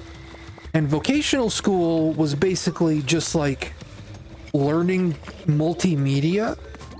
It was like drawing with a drawing tablet. It was learning digital coloring. It was learning graphic design and Photoshop. And one of the pieces of software they had there was something called Mixman, which was a virtual turntable for DJing. And you could load samples into different slots, and then it would, like, it'd play a drum beat, and you could hit samples to the beat.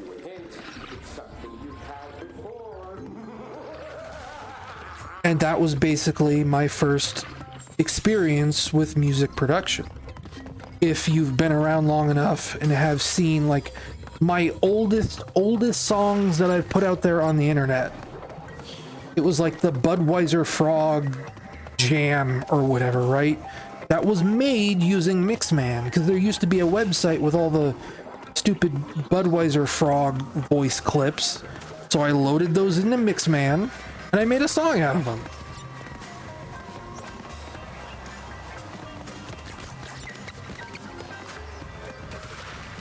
So I've definitely experimented with that kind of stuff before.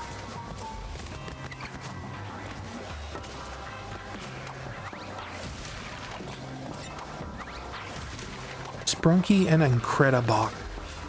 I don't think I'm familiar with what those are. I've heard of Incredibox, but it's not ringing any bells.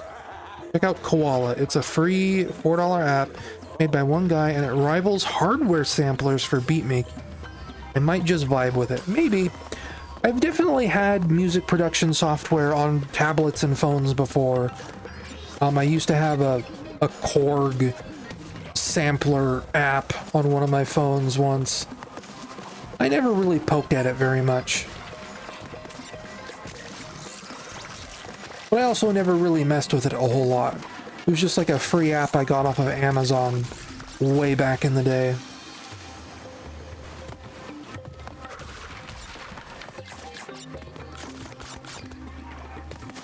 Now I'm just thinking of like MTV Music Generator.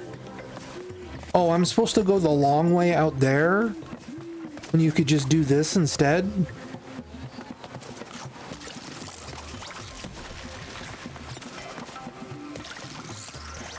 Yeah, I'm not against it. Like, it could be cool. Sprunky is a version of a Incredibox with a dark side kids latched onto, invented all sorts of interpreted lore. Well, that sounds pretty cool, honestly. I was reading an article recently about Oculus Rift, it's not called Oculus anymore, a Quest app. What is it called? It's like Ape War or something, right? I don't remember the full name, but it's a... Your soul surges in your body. Dr_Plant Boss just subscribed. Dropping by and lurking while I get some work done.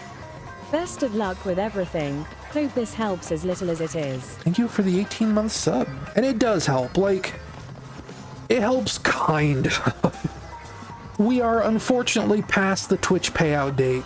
And what kind of annoys me there, I think the Twitch payout date for me is the 17th of every month. And on the 17th of this month, the amount of money I had on Twitch ready to pay out was $49.80. You need to have more than $50 for it to pay out. So officially, whatever I make for the rest of this month is getting paid out next month. And I think by now, 2 days later, I am officially over $50.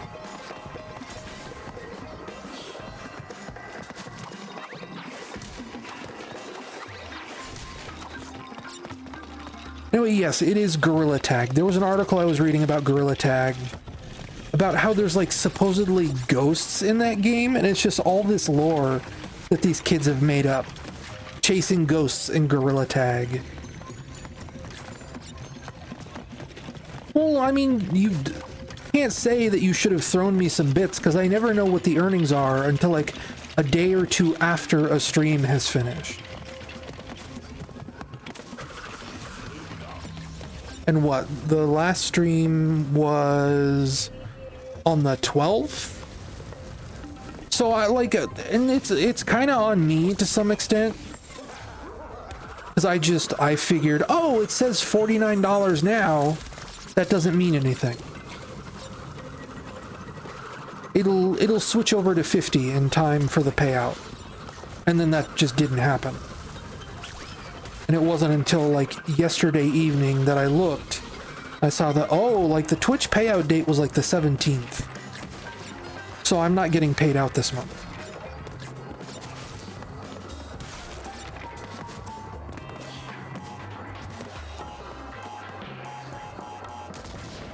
But yeah, I forget what the article is about Gorilla Tag now, but it was really cute, actually.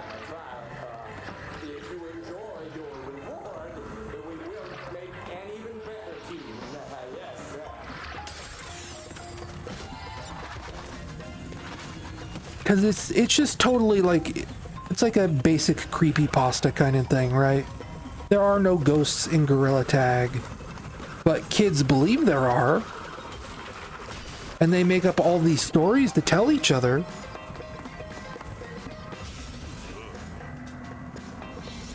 Yeah, Herobrine, I mean Sonic.exe.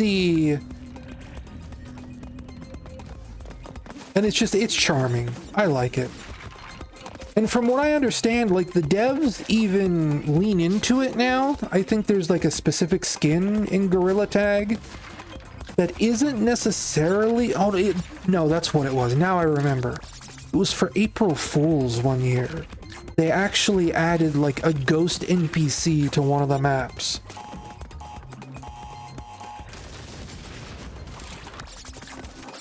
And now like the ghost NPC is like all part of the lore of that game.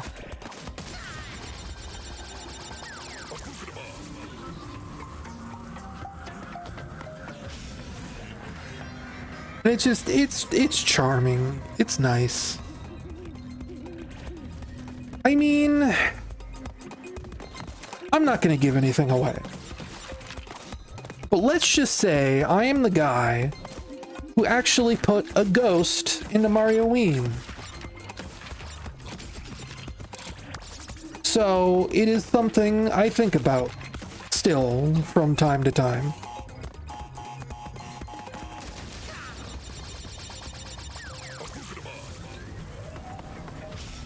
Especially because the ghost that I put in Mario Ween was a little too common. People asked me about that. I thought it was supposed to be like this super secret thing that only one person would ever see. And then a bunch of people were like, hey, what's with that toad in the ghost house level that like jumps to his death? Or like, some people don't even know that he jumps to his death. And it's just supposed to be a toad that takes like a little too much fall damage. And that's like, I'm not super proud of that anymore. If I were to say put something in a new game that was also spooky, it would be something completely different. Oh, that looked like a 3D environment I could walk around, and then I couldn't. I'm not going to do the bonus level again. He died somehow. Yeah.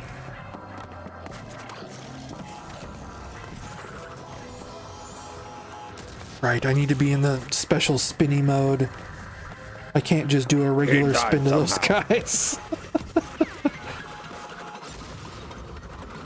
Thank you.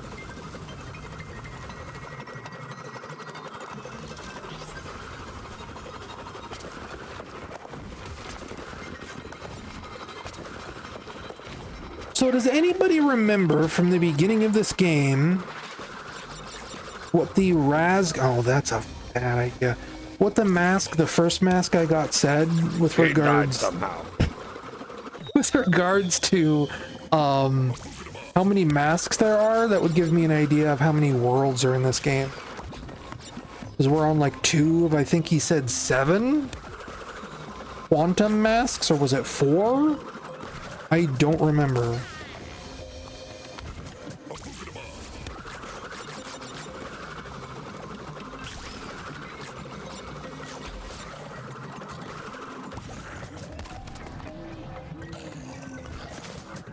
Four sounds right to me, but 7 is the number that these things tend to do. I'm gonna go ahead and say it's 4.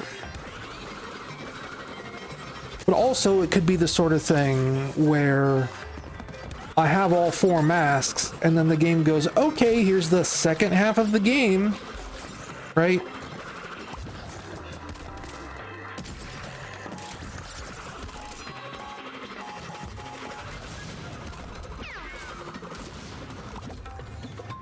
Okay, 2 down, 2 to go. Okay.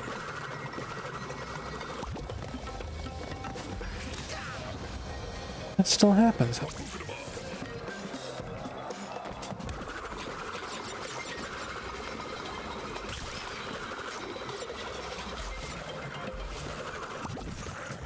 Shoot.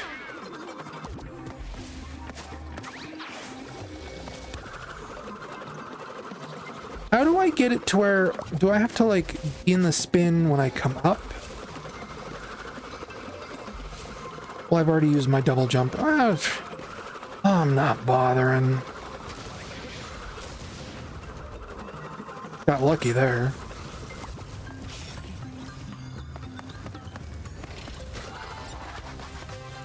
Well, that's right there. 9 worlds. Okay, and we're on like, what, 3? So yeah, this will be like a 3 streamer.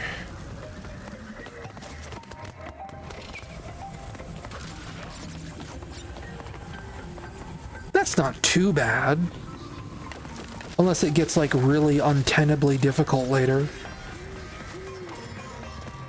Or I'm like pulling my hair out. It might.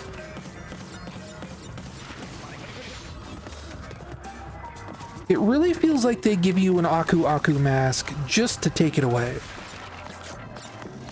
It's... I guess it's kind of like the lives I was talking about, right?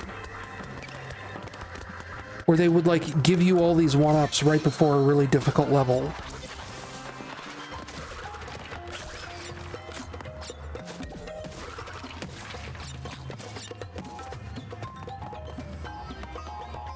Yeah. Yeah, I don't really enjoy having to tank nitro.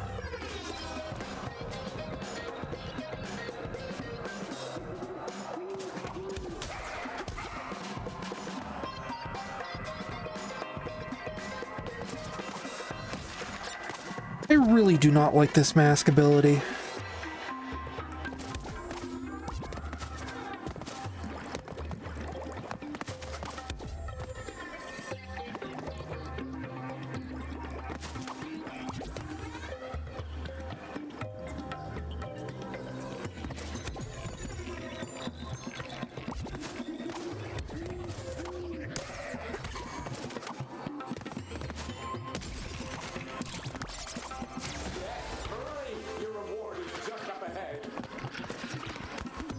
Is the reward going to be trying to kill me? Because you've kind of already been doing that the whole level.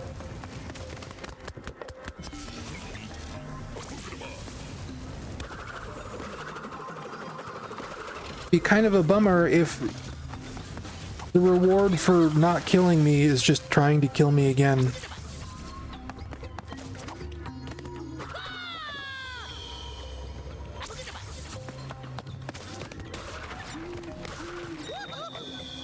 That's mean. The timing on this is so tight.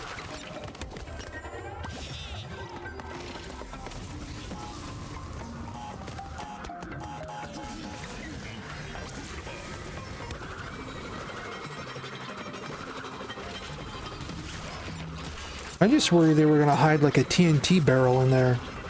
TNT crate. I'm sorry, this is not Donkey Kong Country.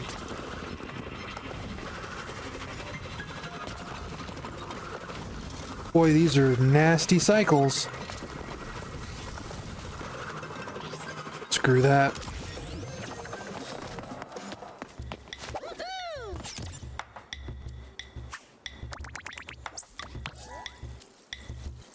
It's a weird looking Coco skin.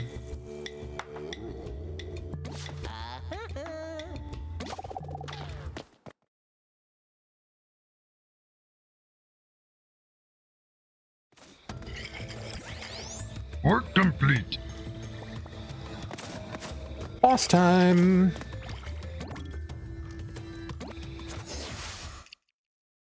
See if this is embarrassing or not. I don't know why I would think that. The Brio boss was alright. Not Brio, Engine, sorry.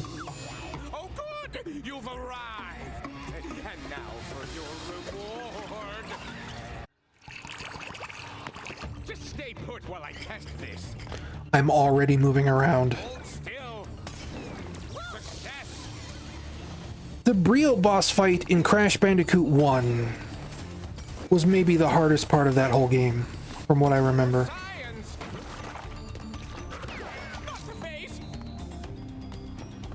just need to know if this is lethal.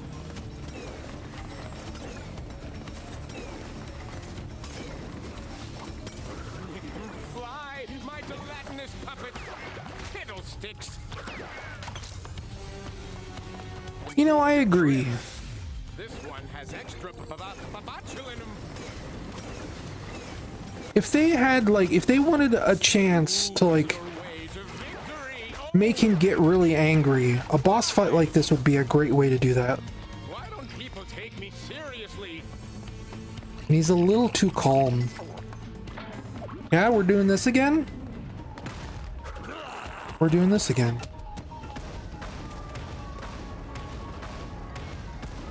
I remember Crash Bandicoot 1.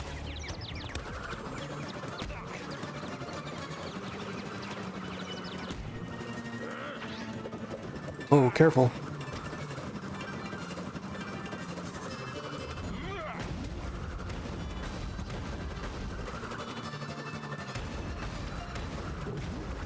I like how he waits for me.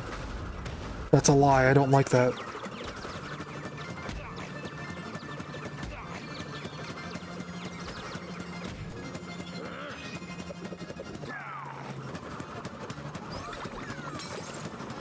What? Oh no! How will I ever manage this? I need to be careful. I almost got shockwaved! Yeah, this was Toys for Bob. Well, I seem to be seriously wounded.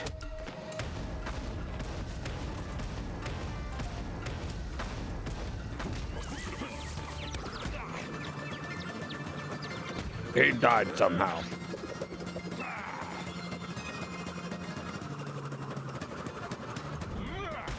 Yeah, well, I mean, the checkpoint's nice. Like, I'm not gonna complain about the checkpoint. Can I just, like, hover above him? I think I can. Whoa! Again, depth perception in this game is weirdly hard to manage.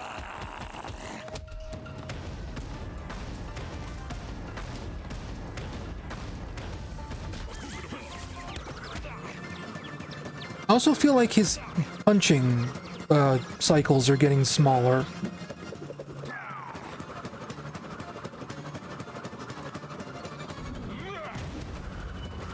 Okay, can I just hover above you, my dude? Is the game gonna punish me for this? Maybe.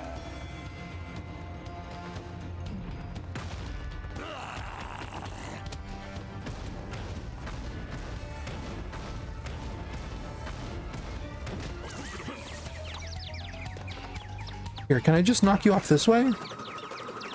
Or is it always going to take 2 hits?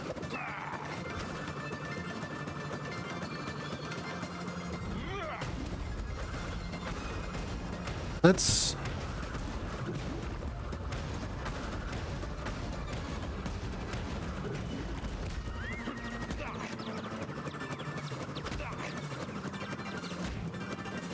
suppose that's the reason why the shadow is this bright yellow dot instead of just being like a normal shadow, right?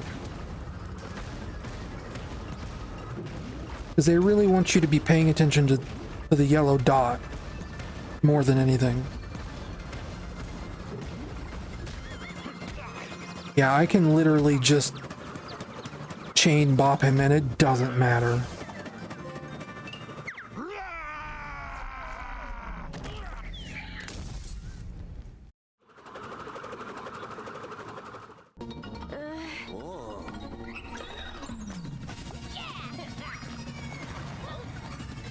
And now, for my final test, taste my reptilian wrath. My cloaca. My God, what are you doing? What? That's weird. Let's get out of here. That is maybe the weirdest thing in this game.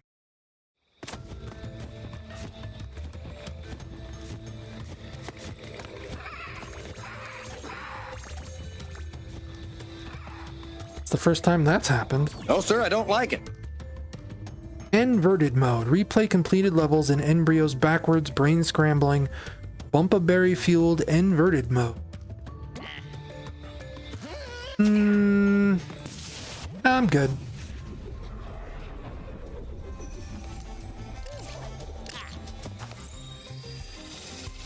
City, eh? Or modern day city?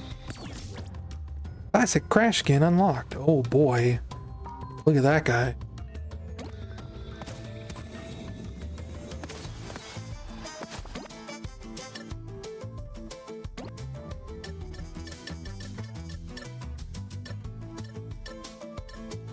Whoa, look at that guy.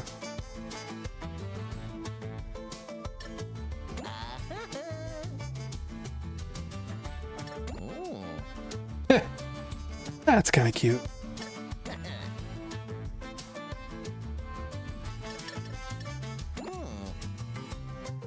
Sure, we'll try it.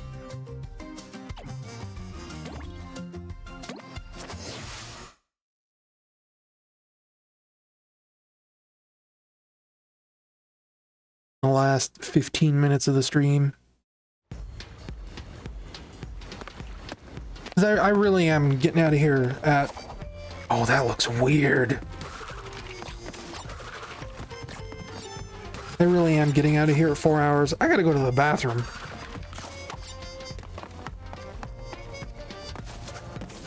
I'm gonna wait until it's the end of the stream.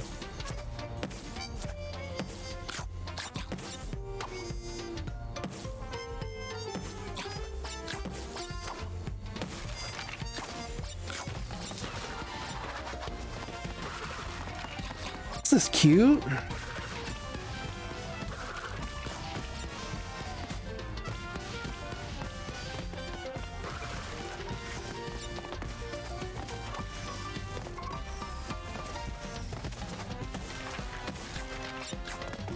That's kind of weird.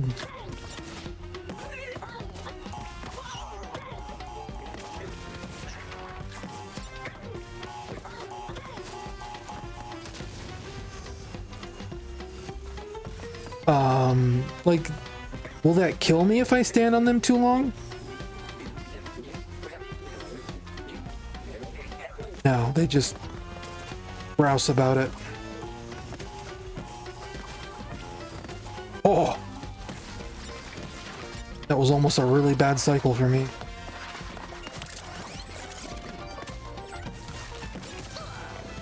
I was trying to move out of the way.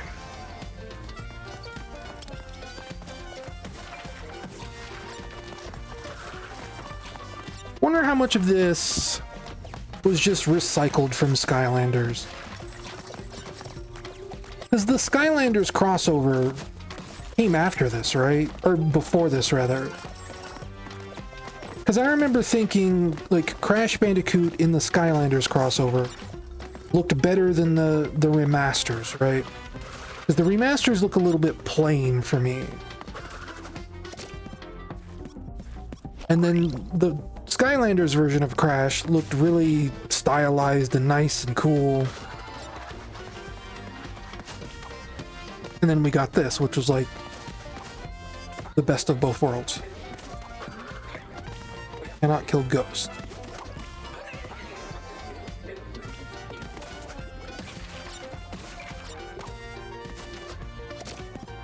Hey, it's fake Crash.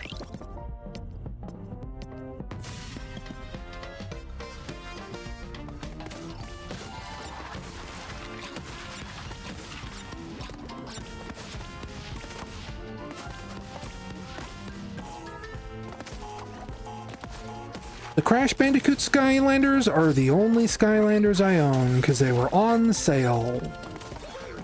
And I thought they looked cool. I'm sure we can unlock fake Crash. That seems like something they'd let us do.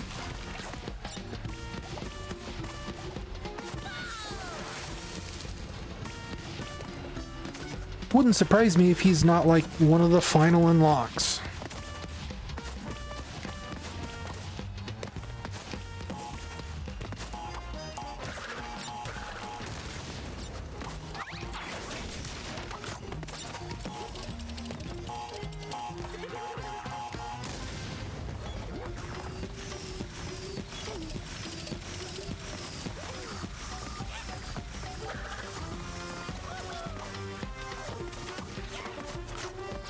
So many skeletons and ghosts. Thing. Oh, oh.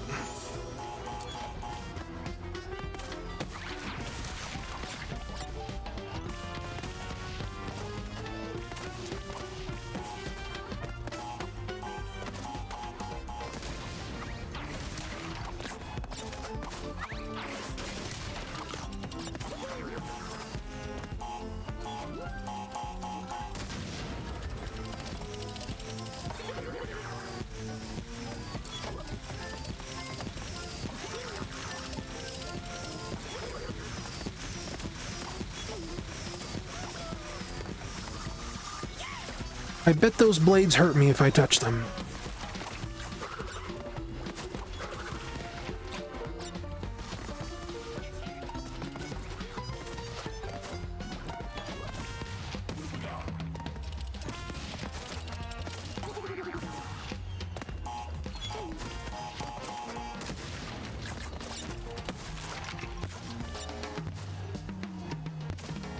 I kind of like this classic skin. I like the modern animations on the classic model. Pretty good.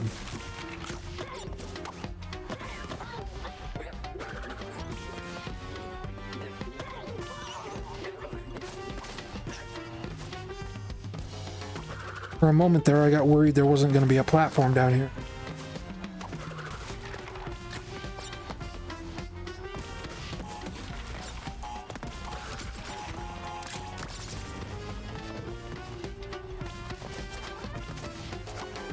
Can you imagine a world where anyone gets enough Aku Aku masks in this game to, like, get the temporary invincibility mode?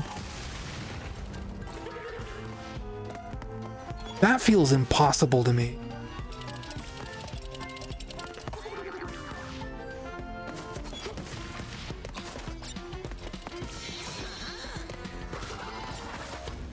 I feel like the boss is just Dingo Dial. We saw him on the map.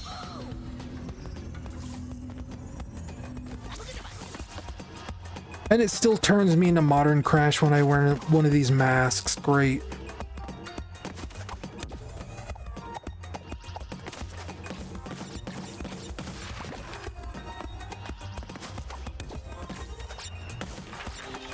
Well, it's getting close to the end of the stream. I don't feel like getting every single box in this.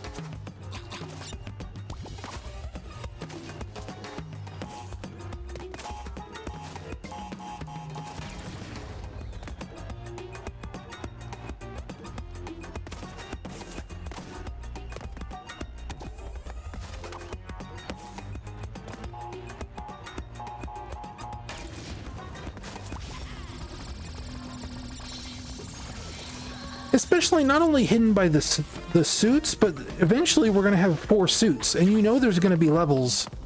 I mean, we've already hit levels where they are constantly, like, swapping you between suits and suits and suits and suits multiple times per level.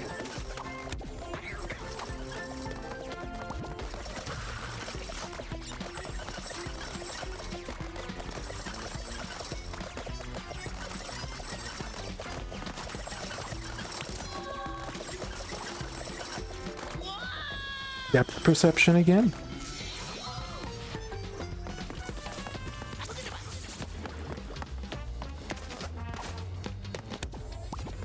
And yeah, good point about speedrunning. Especially with how long these levels are.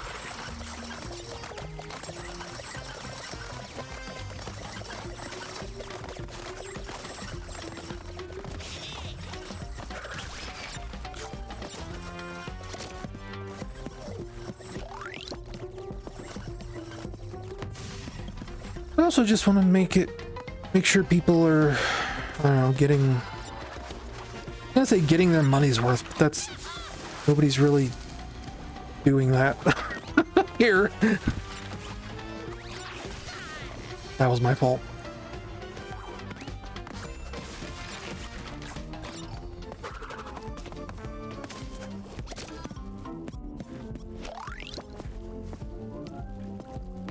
It's weird how that waits.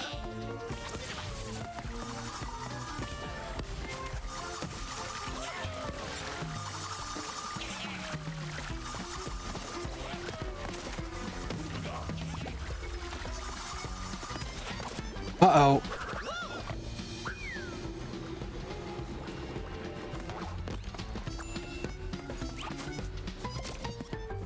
No, I don't.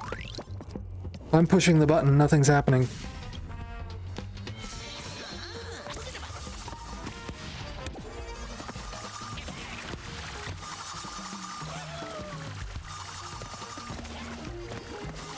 Okay, so these are invisible. Except for the crates on them, which is weird.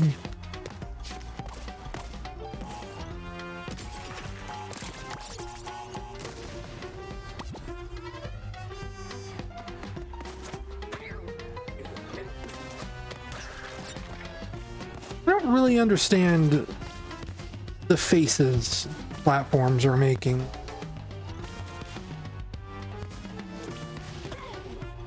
I mean, it's cute that they're making the faces. Some of the faces feel... You know what I mean? Just a little... weird.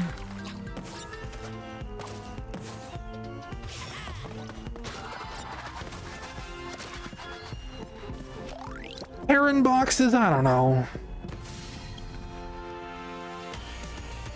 Sometimes they seem happy to be stepped on, let's say.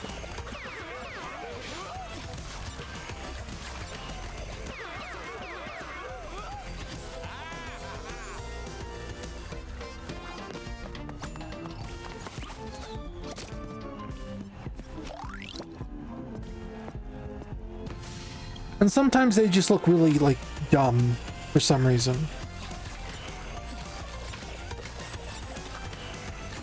Really? I had to spin for that box down there?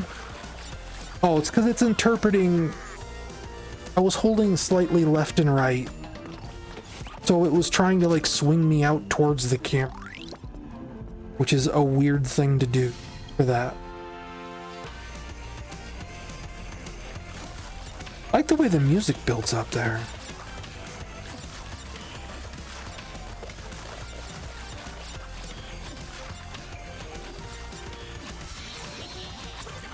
Oh, great.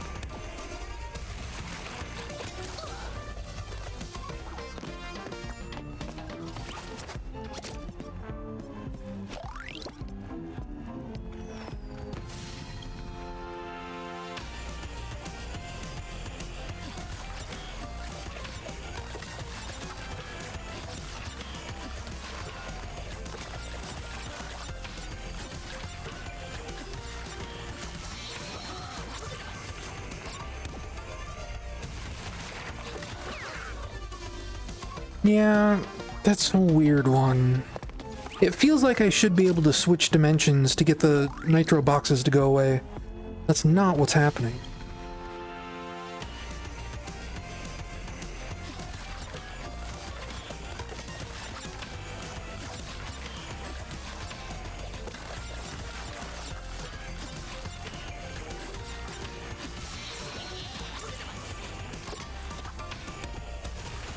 Can I just spin? I can.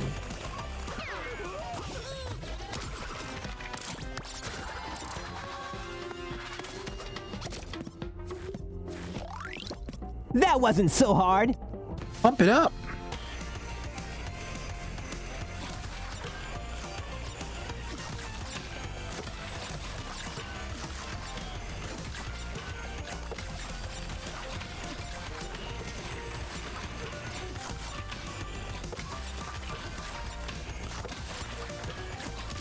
It really doesn't feel like Crash animates fast enough for that. You gotta... Oh, okay. I thought I died. I was about to have a fit.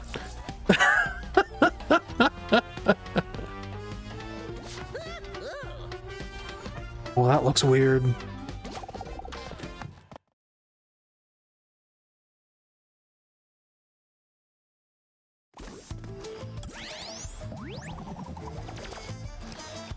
Maybe not.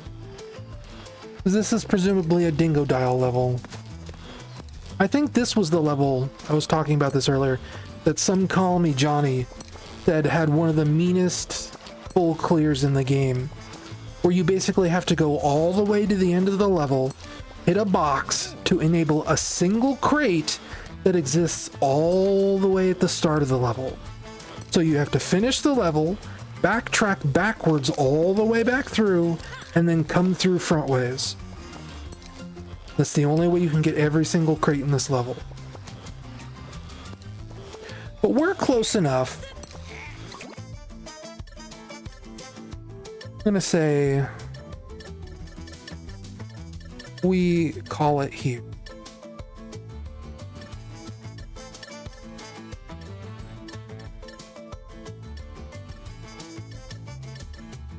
For today.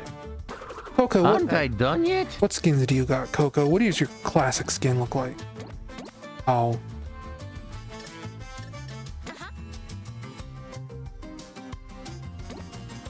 Wait a minute, I'm uncomfortable. When I do Coco's... Oh, sir, I don't like it. When I do Coco's skeleton, do we really have to show her underwear? Do we see Crash's underwear? We do. Ah, okay. That's fair. I take it back.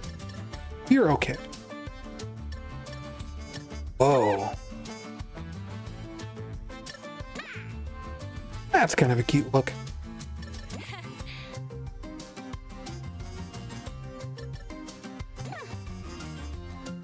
I don't think I will ever play as Coco. I have not a lot of love for her. I mean, I don't hate her. Not trying to like be weird about it.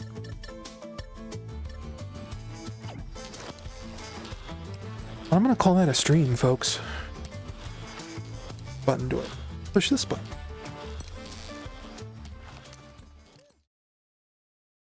Whoa. I have a use for the doctor. I won't let you humans interfere with my plans. We already killed 2 doctors, Shadow. Well, we killed one and we mutated the other. It's fine.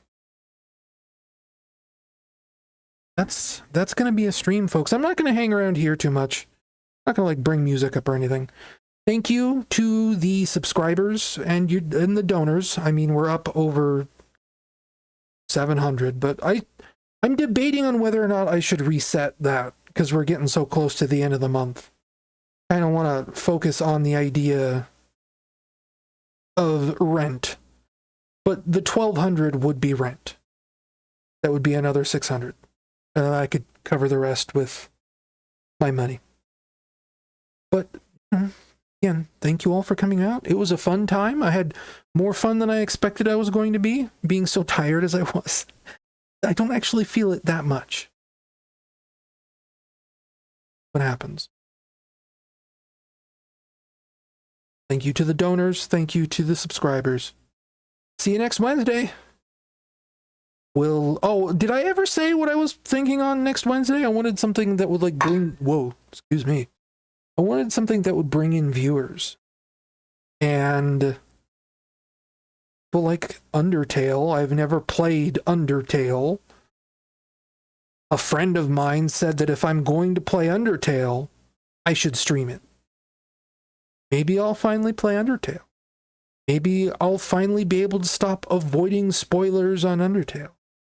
That'll be probably next week. Unless something changes. Unless I get a better idea. I don't think I have a better idea than that. So, see you then. And now, folks, it's time to say goodnight. We sincerely appreciate your patronage and hope we've succeeded in bringing you an enjoyable evening of entertainment. Please drive home carefully and come back again soon. Good night. Yeah, the Sonic Racing beta test is a good idea. But that's like this weekend, isn't it?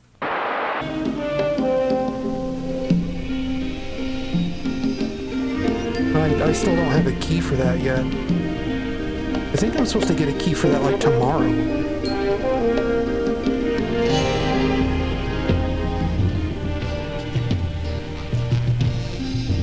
Yeah, maybe this weekend. Maybe I'll do a bonus stream for the beta. If it lets me. It's a closed beta. They might not allow streaming. We have to wait and see. There might be an NDA preventing that.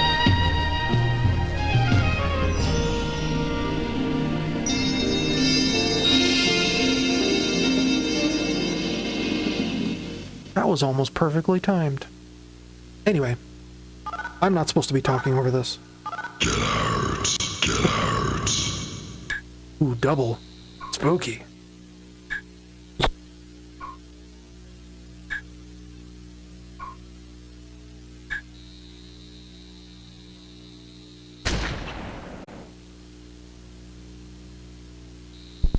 You missed.